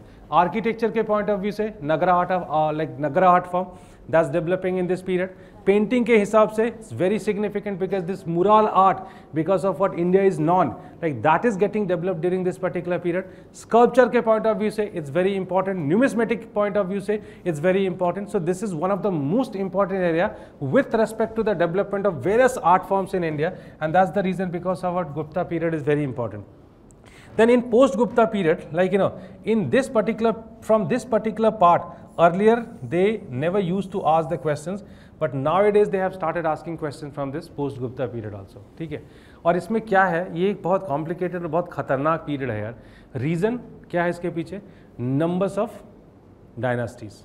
कोई ऐसा नहीं है कि मौर्यंस है, मौर्यंस के बाद गुप्तास आ गए, वैसा नहीं है। इसमें आपको कम से कम 20-25 डायनेस्टी एक साथ रूल करते हुए मिलेंगे और यही वजह है कि इसकी प्रिपरेशन थोड़ी अलग तरीके से हो सकती है और मैं उसके ऊपर बाद में बात करूंगा कि क्यों हम किस तरीके से हम इसको थोड़ा आसान कर सकते हैं। And then it comes to ancient philosophies. So here I mean about that all those Charvaka philosophy and then all the other philosophies which were there in this part. So in ancient India, just focus, read a kind of brief history from NCERT and then start focusing on these dimensions. That's how you can cover the syllabus easily and by giving lesser emphasis on this. ठीक है? Okay, by lesser hard work, not emphasis, sorry. Then it comes to the medieval India. Now in medieval India, like again, there are so many questions being asked. And this is another area from where the questions are being asked these days. I'll be just telling that how to prepare this medieval area because you don't need to focus a lot on the medieval, like on all the dimensions of medieval. आप medievals की अगर हम बात करें तो कुछ dimensions है।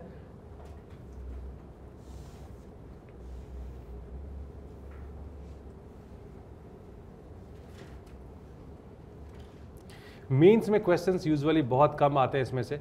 एक पर्शियन लिटरेचर पे इन लोगों ने पूछा था एक साल, ठीक है। सोर्सेज ऐसे भी इंपॉर्टेंट है तो एंशिएंट मेडिवल दोनों का कवर करना है हमें। Bhakti Sufi movement is undoubtedly very important, ठीक है। KDR,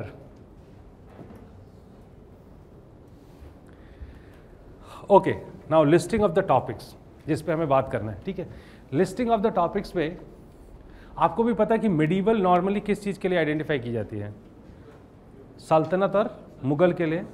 but let me tell you very frankly, the political history is not very important, ठीक है। आप इस पार्ट में पॉलिटिकल हिस्ट्री पूरी तरीके से इग्नोर करिए। और इनफैक्ट मैं कहता हूँ कि अगर आप कहीं पे क्लासेस अगर करते हैं, ठीक है, तो it's like it's fair for you to rely completely on the classes, provided classes थोड़ा UPSC की नीड के हिसाब से हो, क्योंकि हर कुछ इंपॉर्टेंट नहीं है और सब कुछ पढ़ के जाने का कोई लॉजिक नहीं है इसमें। तो यहाँ पे आपको क्या करना है, यहाँ पे थोड़ा सेलेक्टेड होना है, सेलेक्टिव होना है। तो सबसे पहले there are some early medieval dynasties, ठीक है। Like in this early medieval dynasties, like they are literally they have become very important, such as Palas, Rajputas and Prityaras. I haven't written all of them, but at least couple of them are very important. बहुत सारे Rajput dynasties है और इस period में बहुत cultural development है।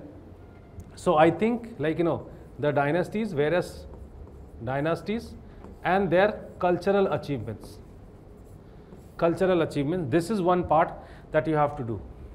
I have already written here temple architecture. This is very directly linked to the various dynasties that appeared in the early medieval period, क्योंकि हर dynasty का एक अपना टेम्पल आर्ट फॉर्म था, ठीक है। वो पार्ट इंपॉर्टेंट है आपके लिए।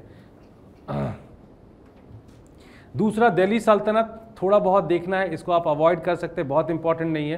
Now this is very important क्योंकि in mains you can find repeatedly questions being asked from the Bhakti and the Sufi movement. So I think this is the most important area, and that you can cover from NCERT, and then you can also cover it from that NIS material, or else let's say the book of A.L. Bossum.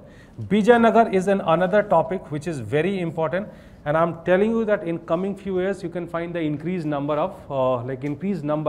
of questions from the Bijayanagar kingdom. And then again Mughal empire is there. So अभी तो हटा ही रहे हैं सरकार धीरे धीरे इसको, तो क्या ही करें, तो थब बोर्ड से हटेगा धीरे धीरे। तो कहाँ इंपॉर्टेंट बचे? मैं प्रिडिक्ट तो नहीं कर सकता यूपीएससी, ठीक है, okay fine. Last modern India, जिस पे हम थोड़ा ढंग से बात करने वाले हैं। जब बात मॉडर्न इंडिया की आती है, ठीक है, तो मॉडर्न इंडिया में देखो मैं फिर से बता रहा हूँ, like though it starts from middle of 18th century and goes up to like up till present, ठीक है, or until present, but here also there are certain areas which must be focused upon, because they have been asking mostly the question on from some limited topics of the limited areas, and that's why you should focus more on this topic. Let's see some of the questions that have been asked, such as like the acts. They are very important. All the acts are not important, but like the acts and the regulation, this is very important topic from where like repeated questions you can find. Then it's about the personalities. ये एक दूसरा dimension है जो आजकल काफ़ी important बना हुआ है। आप जो है, मैंने पहले ही बता दिया, सिलेबस में आपके लिख के दिया उन्होंने कि we have to cover the other personalities, right. So आप सिर्फ गांधी जी के बारे में पढ़ के नहीं चले जाइए कि गांधी जी किस कलर की धोती पहनते थे, ठीक है, आप और भी कुछ पढ़ना है उसमें। So you can talk about let's say the various personalities, they are revolutionaries basically two which are given here. So personalities का के लिए आपको आई थिंक अलग से जमा करना चाहिए, otherwise you might face difficulties. Then the developments between 1940 onwards. Now this is one area which has become very important these days, and if you'll see the questions of last 10 years, you can find that this is the part which has become very important. 1940, the developments 1940 onwards. So this is one part like you should prepare well. मतलब various things, Cripps mission, cabinet mission, then Wavell plan, August offer, and then the division of India, all these things like the smaller events, then INA, and then Naval mutiny, all these things, 42 as well, ठीक है, okay. This is about again this is in the context of colonialist. Shahnawaz Khan, personality based question.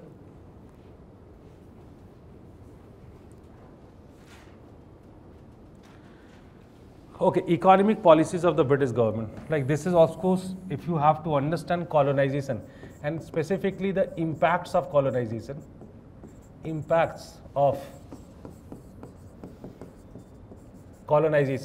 you have to cover this economic policies. 4-5 है, बहुत ज़्यादा नहीं है, complicated है।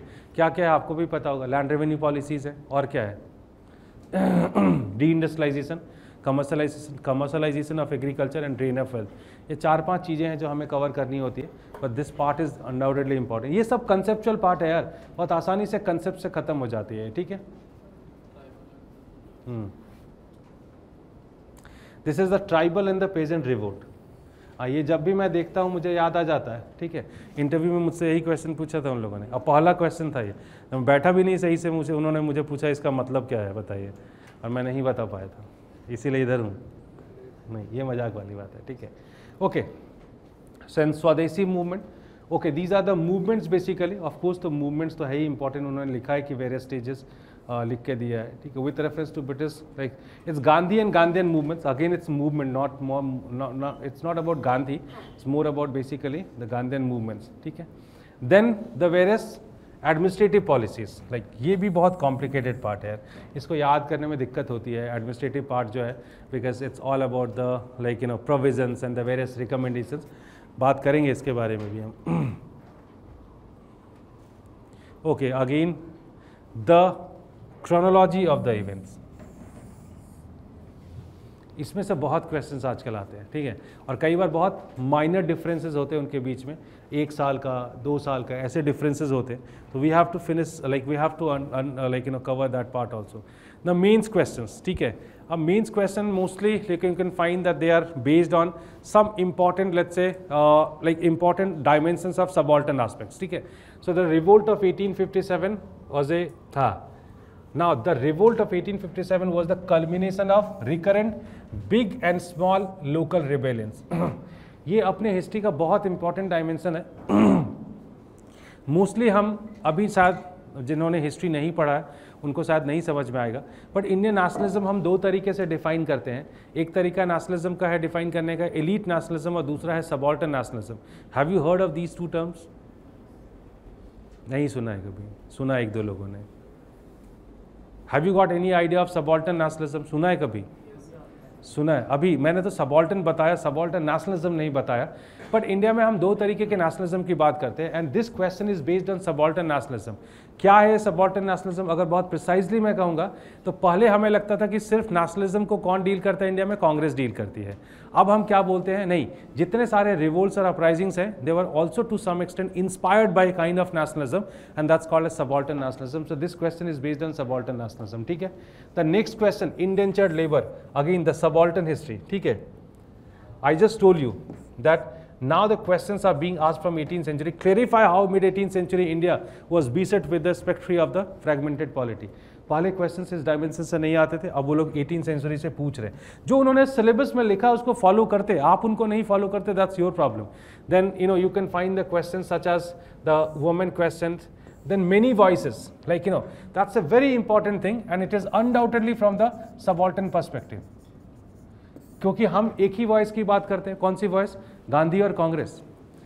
आप अगर बिपिन चंद्रा की बुक पढ़ेंगे, I am not criticising Bipin Chandra यार, like of course he taught me also, तो बिपिन चंद्रा की किताब के साथ एक बड़ी प्रॉब्लम है, 1885 के बाद आपको समझ में नहीं आएगा आप भारत की आज़ादी का इतिहास पढ़ रहे हैं या कांग्रेस का इतिहास पढ़ रहे हैं, और 1915 के बाद आपको ये नहीं समझ में आएगा कि आप भारत की आज़ादी का इतिहास पढ़ रहे हैं या फिर महात्मा गांधी की हिस्ट्री पढ़ रहे हैं। हर जगह महात्मा गांधी, तो he was very obsessed with Mahatma Gandhi, ठीक है। बिपिन चंद्रा, उनको लगता था बस जो भी है यही है, ठीक है, तो उनको लगता था ऐसा। लेकिन अब इन लोगों ने क्या किया, instead of that, like now historians have started talking about multiple voices which were included in freedom movement, and the moment it comes to voice, let me tell you what voices were there in India. So apart from that elite voice which was being led by Mahatma Gandhi, we can talk about many subaltern voices, right? In this subaltern voice we can include, let's say, okay, so we can talk about Dalit voice, we can talk about Muslim voice, we can talk about left voice, we can talk about peasant voice, we can talk about labor voice, और भी बहुत सारी निकलेंगी। और पता है हम करते क्या है, हम इन्हीं वॉइसेस को इग्नोर करते हैं, हम सिर्फ महात्मा गांधीयन मूवमेंट पे फोकस करते हैं। उन्होंने लिख के बताया आपको कि इन वॉइसेस पे फोकस करना है, और क्वेश्चंस लाइक आपको मिलेंगे ये सारे क्वेश्चंस उसी तरीके से। I was just talking the role of women in the freedom struggle, specifically during the Gandhian phase. They look at the question, Subhash Chandra Bose and comparative study of Bose and Mahatma Gandhi. Sir, but UPSC में जैसे मतलब मैंने question paper check किया था sir, ऐसा मुझे लगा कि UPSC मतलब गांधी उसका फेवरेट टॉपिक है, क्योंकि हर बार गांधी जी के बारे में पूछा जाता है। वही सर। कहाँ है? मतलब नहीं है ना गांधी जी, आप जाके देखिए। आप अगर पिछले 10 सालों में एक से ज़्यादा क्वेश्चन ऊपर गांधी के ऊपर दिखा दिया तो फिर मैं मान जाऊंगा, नहीं पूछ रहे गांधी के ऊपर। पिछले कई सालों में गांधी के ऊपर ये एक क्वेश्चन आया है, और वो भी क्वेश्चन क्या है, this is the comparative study of Subhash and Mahatma Gandhi. It's more about Bose than about Mahatma Gandhi. नहीं पूछ रहे गांधी के ऊपर। गांधी के ऊपर कहाँ क्वेश्चन पूछा मैं आपको बता रहा हूँ, ऐसे के पेपर में आपको गांधी के ऊपर क्वेश्चन मिलेंगे। हाँ बिल्कुल पूछ रहे, मैं आपसे ज़्यादा पेपर देख के आया हूँ, ठीक है, आप चेक करिए जाके, ठीक है। तो okay, so this is how this subaltern approach is very much dominating in this part. So here you just need to change your approach. Bipin Chandra की किताब अब बहुत यूजफुल नहीं है, थोड़ा आपको अप्रोच बदलना पड़ेगा। बेहतर स्पेक्ट्रम सबसे बेकार किताब है।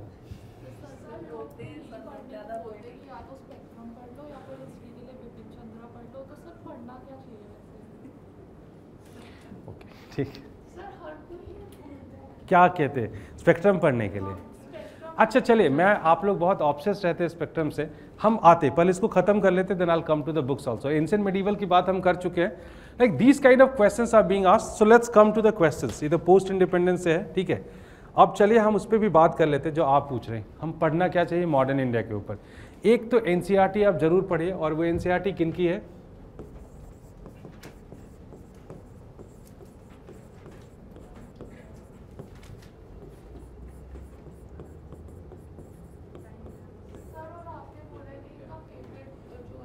आपको पता है ना अब ये? नहीं, लिसन मेरी बात सुनिए, मैंने आपको क्या कहा है यहाँ पे, एनसीईआरटी पढ़ने के लिए, ठीक है, विपिन चंद्रा वाली एनसीईआरटी। ये एनसीईआरटी आपको पता है ये इन्होंने किसके लिए लिखी थी? स्कूल टेक्स्ट है ये, ठीक है, this is a school text. दो चीज़ें हैं, ध्यान से सुनिएगा। When somebody is writing a school text, do you really think that the biases will be very much in one in one dimension? No, it will be definitely less. है वहाँ पे भी, लेकिन कम है। लेकिन फिर भी मैं क्यों रिकमेंड कर रहा हूँ यहाँ पे बिपिन चंद्रा की एनसीईआरटी पढ़ने के लिए? This is one of the best books that can get you the outline of modern India. इससे बेहतर, मतलब काम की बातें भी लिखी है और स्टोरी फॉर्मेट में भी लिखी है, तो आपको मॉडर्न इंडिया का जितना अच्छा कंसेप्ट समझ में आएगा बिपिन चंद्रा पढ़ के, कोई और किताब नहीं कर सकती। बट मैं एनसीईआरटी पढ़ने के लिए बोल रहा हूँ आपको, very precisely, not the book the India struggle for independence, precisely the book of this particular book, right? And then like after this you can follow another book, that's the From Palasi to Partition. Palasi to Partition, ठीक है? And after भी जोड़ लीजिए इसमें, नई वाली model, नई वाली इसमें जाए, from Plassey to partition and after by Sekhar Bandyopadhyay. ये किताब है, आप पढ़ सकते हैं। ये हिंदी में भी है, हिंदी में भी, दोनों ही किताबें हिंदी में है। नहीं नहीं, हिंदी में है अवेलेबल है।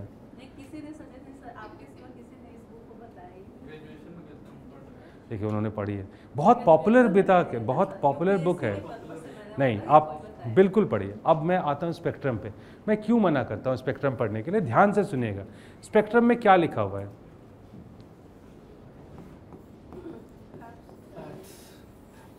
एम आई राइट? आप एक बात बताइए, आप सारे फैक्ट्स पढ़ लेंगे, आप इसमें से कौन ऑनेस्टली बोलेगा कि उनको सारी चीज़ें याद हो जाएगी स्पेक्ट्रम पढ़ने के बाद? कोई एक है जो कॉन्फिडेंटली बोल दे मुझे। और उसको पहले इतनी मोटी थी, अब उन लोगों ने उसको इतनी मोटी कर दिया। आपको याद हो जाएगा, कोई हाँ नहीं कह रहा है, कोई तो बोलो यार।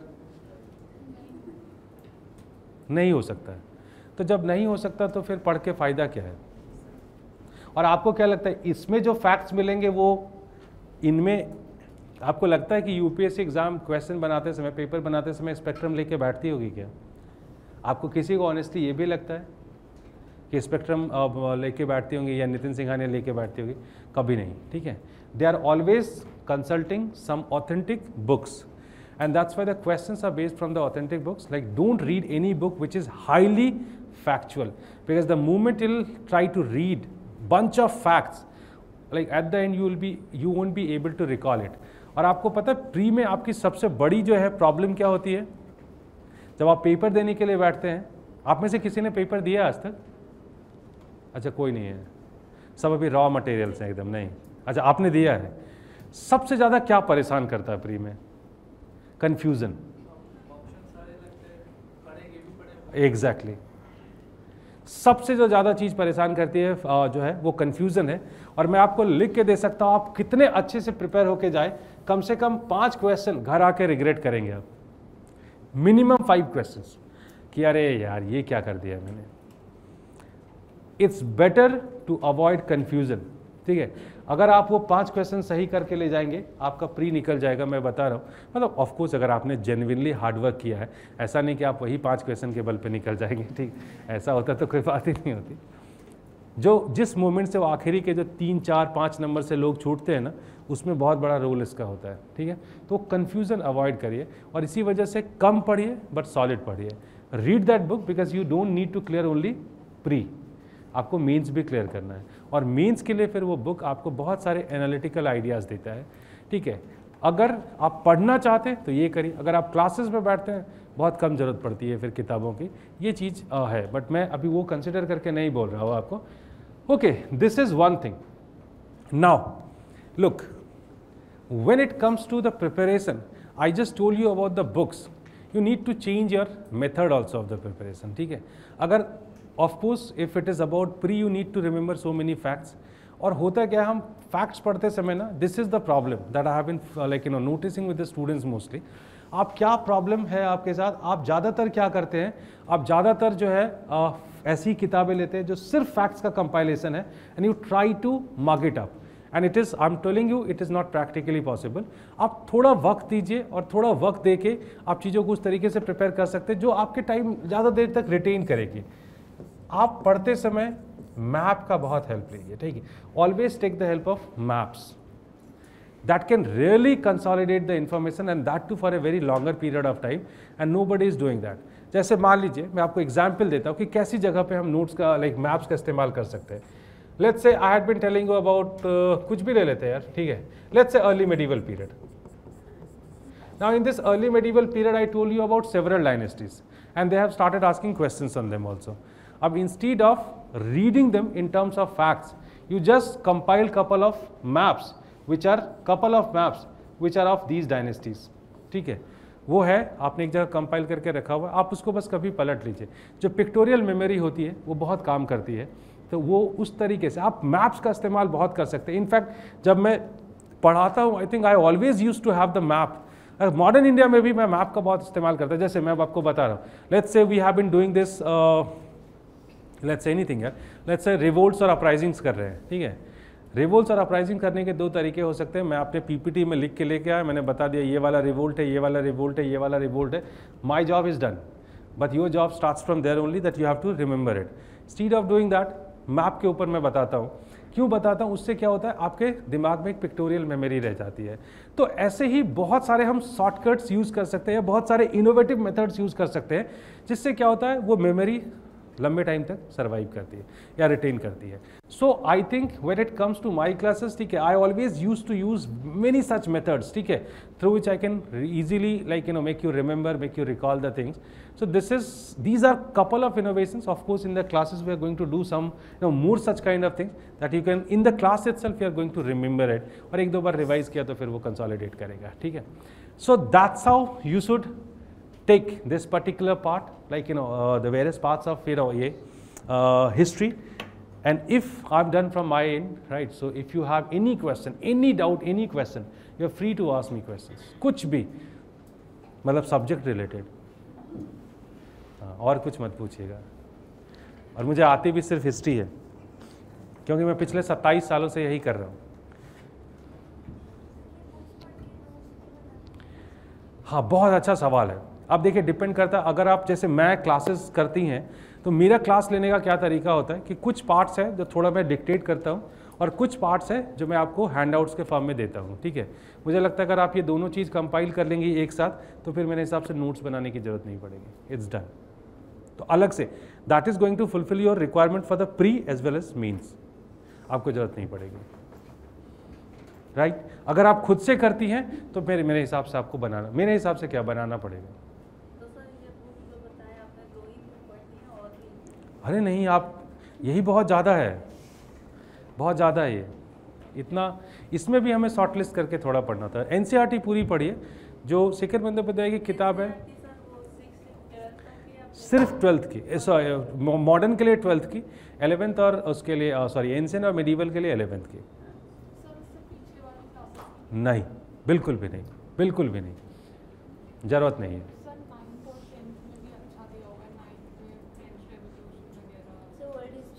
देखिए, वर्ल्ड हिस्ट्री में क्या है, जो पुरानी वाली एनसीईआरटी है वो अर्जुन देव और इंदिरा देव ने लिखी थी, उनकी वाइफ, दोनों ने, वाइफ हस्बैंड ने मिलकर लिखी थी. ये वाला जो पार्ट है ना, वो पूरा मॉडर्न वर्ल्ड कवर नहीं करता है. तो मॉडर्न वर्ल्ड के कुछ टॉपिक्स जो है आपको 9th और 10th से कवर करना पड़ेगा. बट 9th और 10th में एंशिएंट और medieval, ancient and medieval world भी है. So this part you are not suppose to cover. The modern part you are suppose to cover from 9th and 10th. एक NCERT पढ़ी, एक शेखर बंदोपाध्याय की किताब पढ़ी, दैट्स इट. सिर्फ 11th और 12th. एंशिएंट और मेडिवल है 11th में, और 12th में है मॉडर्न और वर्ल्ड. That's it. और कुछ पढ़ने की जरूरत नहीं है. और सवाल? तो क्रिस्टल क्लियर हो गया यार. अरे या हाँ बोल दो या ना बोल दो.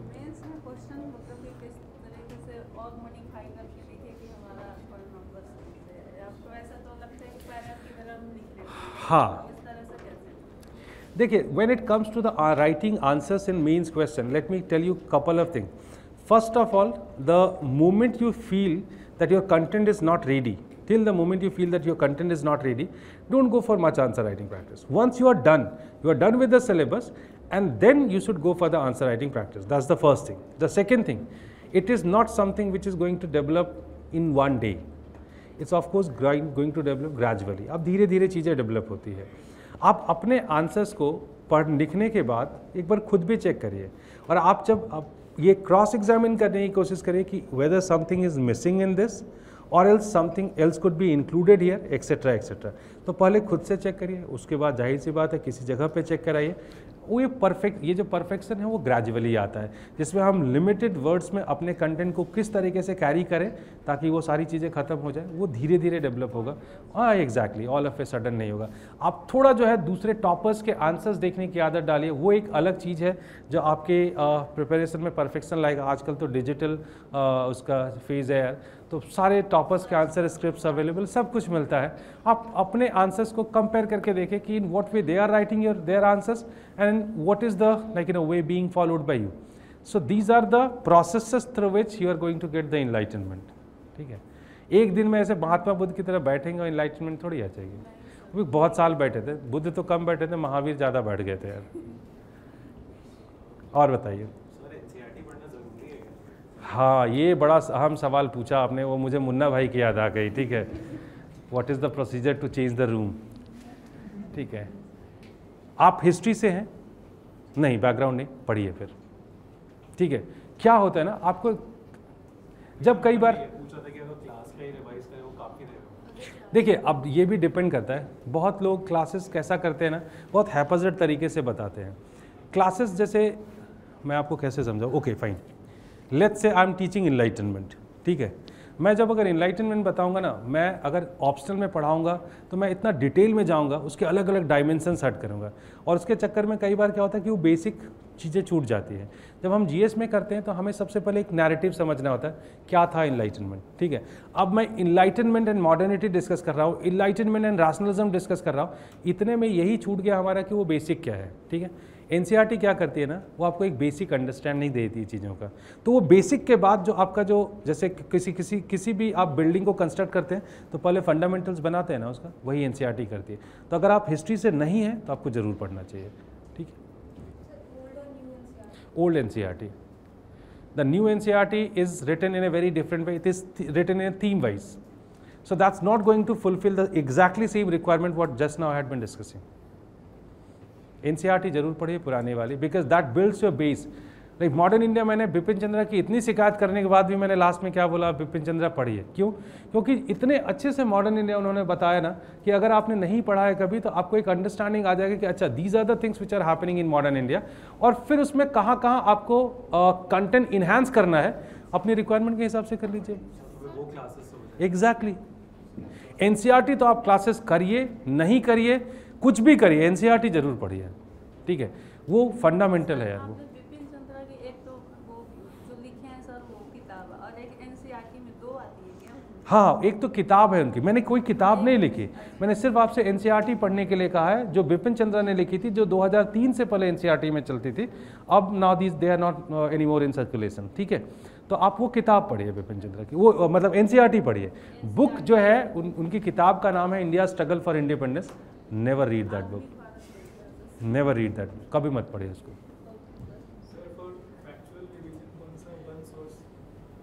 Exactly, just one source. अब वन सोर्स मैं तो बोलूँगा कि सीधा किताब से पढ़ो यार। ठीक है, या फिर क्लासेस में जो कंपाइल मटेरियल है उससे पढ़ो।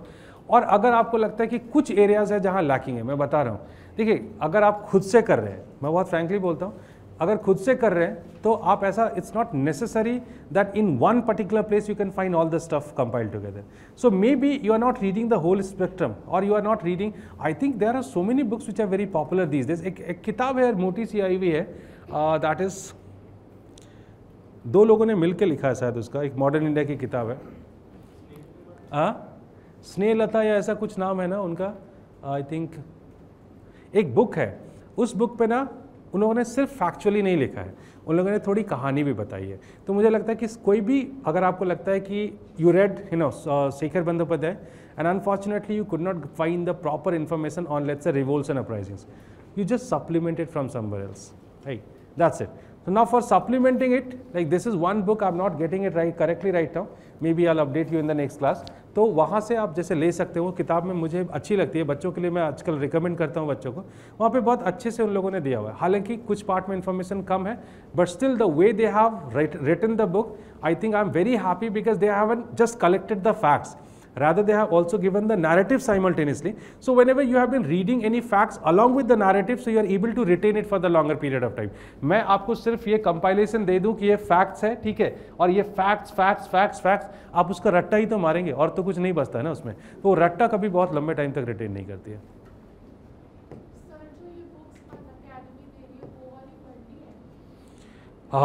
बहुत अच्छा सवाल है, ठीक है। आप नहीं, मैं आपसे फिर भी कहूँगा कि NCERT और जैसे जो बुक जो अनअकैडमी प्रोवाइड कर रही है वो शायद मेरे लिए बेनिफिशियल है। क्यों? जो मैंने कहा ना कि कुछ जगहों पे मैं हैंडआउट्स दूंगा, मैं उन हैंडआउट्स की जगह पे कुछ चैप्टर्स उसका रिकमेंड करूंगा कि ये आप यहाँ से कर लीजिए, बाकी मेरे नोट्स उसको सप्लीमेंट कर लीजिए। So that's how is going to like work for you. Exactly, yes. नहीं, कोई भी किताब पूरी तरीके से यूपीएससी के लिए ना तो लिखी गई है, ठीक है, और इस वजह से जो है आपको जरूरत नहीं पढ़ने की, पढ़नी भी नहीं है। और कुछ? यस, क्या कंफ्यूजन है? तो वो कौन थी? वो जो श्रुति शर्मा नाम था ना उसका, टॉपर थी, कौन सा ऑप्शनल था उनका? देखिए, मैं बहुत साफ एक बात कर रहा हूं, आपने आज तक कोई सुना है कि इस ऑप्शनल से कोई भी रिजल्ट नहीं आया है? और दूसरा ये सुना है कि इस ऑप्शनल से सारे जो 1000 रिजल्ट आए थे वो एक ही ऑप्शनल से आ गए? दोनों ही चीज़ें नहीं होती हैं, ठीक है। देखिए, जो रेंज है वो वैरी कर सकता है, कम या ज़्यादा। अब ये बाकी डिपेंड करता है आपकी जो पोजीशन है वो क्या है। जैसे आप हिस्ट्री सिर्फ इसलिए लेना चाहते हैं आपको पसंद है, ठीक है, आपको कंफर्ट फील होता है, और इनफैक्ट ये बहुत एक जरूरी कंडीशन है कि that you are feeling comfortable in that optional paper. Why I am telling you, let's say if you cleared the examination in very first attempt, तब भी 1.5 साल, और अगर पहले अटेम्प्ट में नहीं हुआ तो फिर 2.5 साल, दूसरे में भी नहीं हुआ तो कम से कम 3.5 साल। हम बहुत पॉजिटिव साइड देख के चल रहे हैं, चलिए 3.5 साल में, 3 साल 3.5 साल में हो गया तीसरे अटेम्प्ट में। अब आप बताइए, कोई 3.5 साल आप एक ऐसी चीज़ के साथ रह सकते हैं जो आपको बिल्कुल पसंद नहीं है, तो थोड़ा सा पसंद वाला एंगल होना चाहिए। बट ऐसा भी नहीं कि आपने ऐसा सब्जेक्ट उठा लिया जो आपको बिल्कुल समझ ही नहीं आ रहा है, वैसा भी नहीं। जैसे मैंने बहुत सारा देखा है कि PSIR बहुत पॉपुलर सब्जेक्ट्स है, बहुत लोगों को लगता है कि UPSC करना है और PSIR लेना है, ले लिया उन्होंने PSIR, 5 क्लासेस के बाद जैसे ही हॉब्स, लॉक, रूसो आना शुरू हुआ, बोले आप ये क्या है? सिलेबस तो छोड़िए, जब पहली बॉम्बार्डिंग ही फिलोसोफर से होती है। और देखो, फिलोसोफर्स को अगर आसानी से समझ में ही आ जाए तो फिर फिलोसोफर्स कैसे हो गए? वो फिलोसोफर्स तो वही है, गुलजार की तरह बात करते हैं, ठीक है, चांद की तारीफ भी करनी है तो इतनी घुमा के करेंगे कि जो है समझ नहीं आएगा लोगों को। तो एक तो ऐसा नहीं होना चाहिए कि एकदम रिजल्ट 0 आता है, ठीक है, और हिस्ट्री मुझे लगता है एकदम रिजल्ट 0 नहीं आता, एक सब्सटेंशियल नंबर हर बार क्लियर कर लेता है, ठीक है, नंबर्स आते हैं लोगों के, ये मत बोलिए। हिस्ट्री पढ़ने का ऑब्जेक्टिव जो है लोगों को, जो आप, मैं यकीन दिला रहा हूँ, जितनी बातें मैंने आज बताई ना, जो लोग हिस्ट्री ऑप्शनल 1 साल से तैयारी कर रहे हैं उनको भी जाके पूछेंगे तो ये नहीं आता है कि क्या है ये, स्कूल्स क्या है, मॉडर्निटी का डेफिनेशन क्या है। आप कोई आपके साथ हिस्ट्री ऑप्शनल से प्रिपेयर कर रहे हैं ना, आप उनको सिर्फ इतना पूछ लीजिएगा कि डिफाइन मॉडर्निटी, अगर वो बता दे सही तरीके से तो मैं मान जाऊँगा। या फिर ये पूछ लीजिए कि what is history, like people are not even able to define modernity, or let's say what is history, how come you can expect like a good marks in history? Art and culture is a nightmare, खत्म हो गया अभी, ठीक है। मैंने क्या कहा, mains में एक क्वेश्चन मैक्स टू मैक्स, क्या बहुत ज़्यादा हुआ तो 2 क्वेश्चन आ रहे हैं। There are certain dimensions from where they have been asking the question, instead of reading a lot, just focus on architecture, literature, painting and just 1 or 2 more topics, that's it. You just read them with means perspective and go for the exam. I think A.L. Bossum is the best source, and this NIS material, these 2 things, that's it.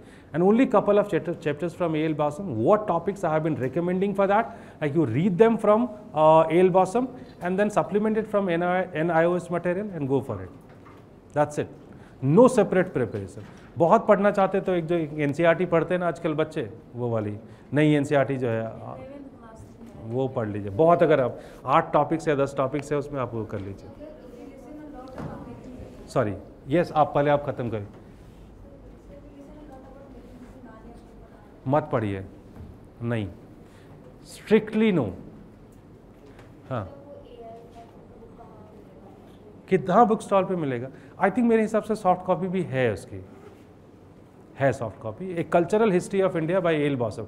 This is N edited volume by A L bosom, ठीक है, उसमें अलग अलग authors के वो हैं articles हैं, आप वो वाला पढ़िएगा। एक तो उनकी a wonder that was India, वो मत पढ़िएगा वरना पागल हो जाएंगी, ठीक है, वो मत पढ़िएगा, वो बहुत कन्फ्यूजिंग किताब है। और anybody else?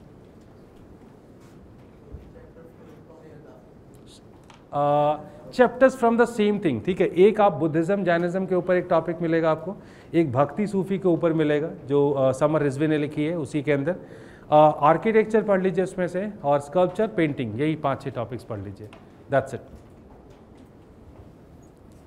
Yes So as you said earlier, we should go for the books that are written in story form rather the factual books. So what if it becomes difficult for us during examination time? Because there are only 6 to 9 minutes that are given to us for a single answer. And at that time, sir, wouldn't it be difficult for us to consolidate the answer in a factual or very straightforward answer? So- Because it takes a lot of time to and it's not worth it to write the story in that depth. Point है।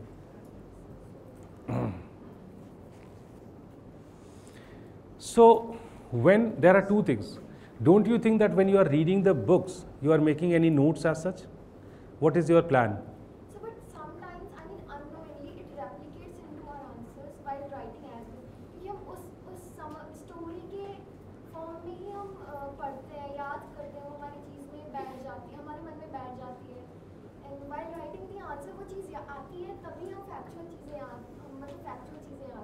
I think ये तो बहुत subjective है। मुझे लगता है कि जब भी कोई चीज़ पढ़ते हैं, ठीक है, तो जब भी कोई चीज़ पढ़ते हैं तो हमेशा फैक्ट्स के फॉर्म में तो कोई भी चीज़ नहीं आती ना, हमेशा उसके इर्द गिर्द कुछ चीज़ें तो होती है।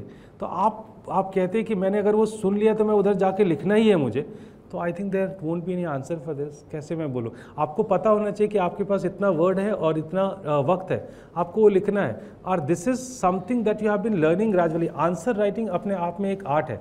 और मैंने कहा कि आप वो गलती मत कीजिएगा जो मैंने लाइफ में किया था।